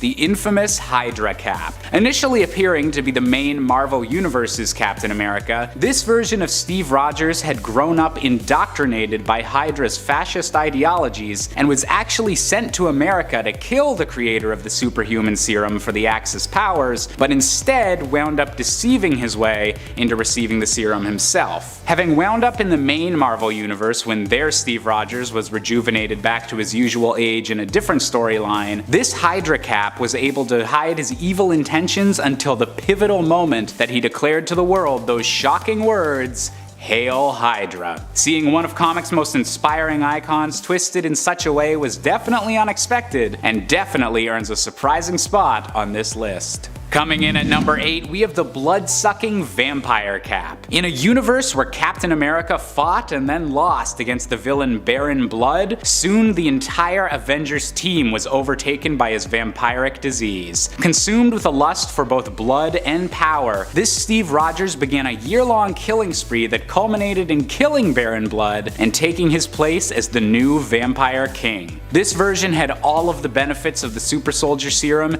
in addition to new vampire abilities such as healing so advanced, he was able to survive getting decapitated when facing off against several other Marvel heroes. I guess going for the head isn't as effective as we all thought. Number 7. Captain Logan. Coming from the Noir series, Earth 90214, Jim Logan was a detective. Much like our 616 Logan, his past was also troubled. His partner was his half-brother named Dog Logan, who has the brains of a bedbug and the manners of a gutter rat. And that's in his words, not mine. His origins are a little bit messy when it comes to the Noir verse, because in X-Men Noir, Mark of Cain, Wolverine's origins are that of a bootlegger whose past is never really touched on. All we know is that he's a former lover of Jean Grey, and that he was the one who took out Scott Summers' left eye. But here in Wolverine Noir, he's a detective with a gritty Catholic past. Either way, the Noir versions of Wolverine is quite dark, and although his claws aren't built in this time around, he still has them as a weapon of choice. Real Freddy Krueger style, I like it. Number 6. Weapon X. One of the more extreme versions of Wolverine, Weapon X came from the Age of Apocalypse storyline, and the first time we meet him is in X-Men Alpha issue 1. Weapon X was a member of the X-Men, only this time around Magneto is running the team. How lovely is that? He's great. One of the most notable differences between this Logan and others is that Weapon X is missing a hand. He had battled Cyclops, and although he lost it in the fight, Logan can still use claws on that arm. Now in this reality, Weapon X was married to Jean Grey, so a little light in this warped reality. Love still exists out there, it's true. He later on became Weapon Omega, aka the heir to Apocalypse, so it's really not that great. There's love, but there's also evil stuff. Halfway through into number 5, Bizarro Flash. When Bizarro 3 found himself infused with radiation from a blue sun, he got the power to replicate himself as well as create other Bizarro life forms based upon the likeness of people from Earth, which is gonna have a ton of legal repercussions, but whatever. He uses this power to create a cube-shaped Minecraft-like Earth he calls Bizarro World. One of the inhabitants he creates for it is Bizarro Flash. The post-crisis Bizarro Flash is morbidly obese and is super slow, which is just ridiculous. But for some reason, he can also fly at the speed of light, apparently, which also doesn't make any sense, but hey, it's comic books, what are you gonna do? Some versions of this Bizarro can still run fast, but get winded easily, so they don't pose much of a threat. Certainly not against the likes of someone like Kingdom Come Flash, who never stops running. This version of Bizarro Flash also has a line of mustard for a logo instead of a lightning bolt, although I do have an odd craving for hot dogs now. And at 4, Leah Nelson. Leah Nelson from Earth 9 is a very different version of the Flash, to say the least. On her Earth, Leah is the second most recognized person on the planet. She was an instant celebrity since her parents were the first people to visit Jupiter, her mother was a bit of a hero herself, and her father was a Nightwing agent, even if he wasn't very good at it. But Leah is a being of light, and once able to control this power, she took on the moniker of the Flash. Since she is a being of light, Leah is also able to travel at the speed of light, basically making her a speedster without having a connection to the Speed Force, which I admit may frustrate some of you with her being on this list, but I thought it was interesting and is certainly a weird version of the Flash. Leah also has a whole host of powers, including superhuman speed, metamorphosis, where she uses light to create solid holograms and alter her appearance, energy construct creation, allowing her to make solid objects out of light, energy projection, which is just beams of energy, and energy absorption, which in essence makes her immune to any form of light, including lasers. Just think of energy as lightning and then boom, even more flashlight. Getting close to the end into number 3, Hot Pursuit. What is the Flash known for? Running really fast, right? Running so fast that he can actually end up beating instantaneous teleportation. So what's the deal with this Flash? Being first introduced in The Flash Volume 3 number 6, Hot Pursuit is a version of Barry Allen from another universe who came to warn his counterpart about an impending disaster, which ends up being Flashpoint. The difference?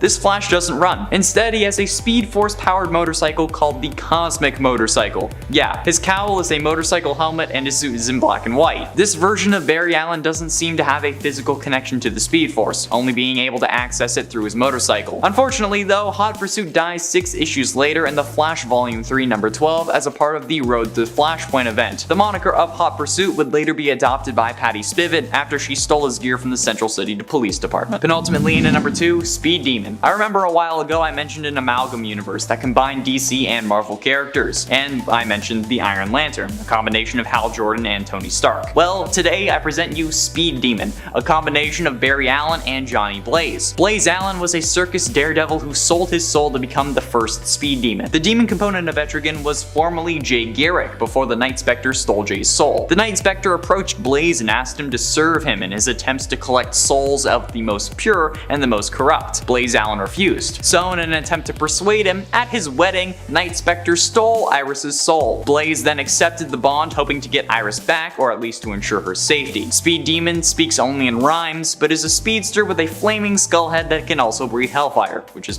pretty dope. Wally West, which is an amalgam of Wally West and Danny Ketch, was the next Speed Demon, who accepted the power in order to help his uncle get Iris back, because he still didn't get her back after he accepted the power. Finally, coming in at number 1, the Crash. Oh my god. Coming from Earth C-, this Crash is the fastest animal alive, and a member of the Just a Lot of Animals group, which is this world's Justice League. On Earth C, everyone is some form of animal, and it's probably the most ridiculous thing that you could ever read. While his real name is unknown, the Crash is this universe's Flash. And not only that, but he's actually a turtle. The classic tortoise in the hare scenario. Slow and steady wins the race to get super speed and a connection to the Speed Force apparently. And I'm not even kidding, he fights against characters with names like the Weather Weasel instead of the Weather Wizard. That's hilarious! I love it so much. The Crash was first introduced in Captain Carrot and His Amazing Zoo Crew number 14, which also features superheroes like Wonder Wabbit, that's actually how it's said, Aquaduck, Batmouse, and apparently not a Batman, who is literally a bat for some reason, the Green Lambkin, and not the Green Lantern, and my personal favorite, the Green Sparrow, along with a load of other ridiculous names like The Item. I suggest you go check these out if you're looking for a laugh, because oh my god, this had me cackling. It's great.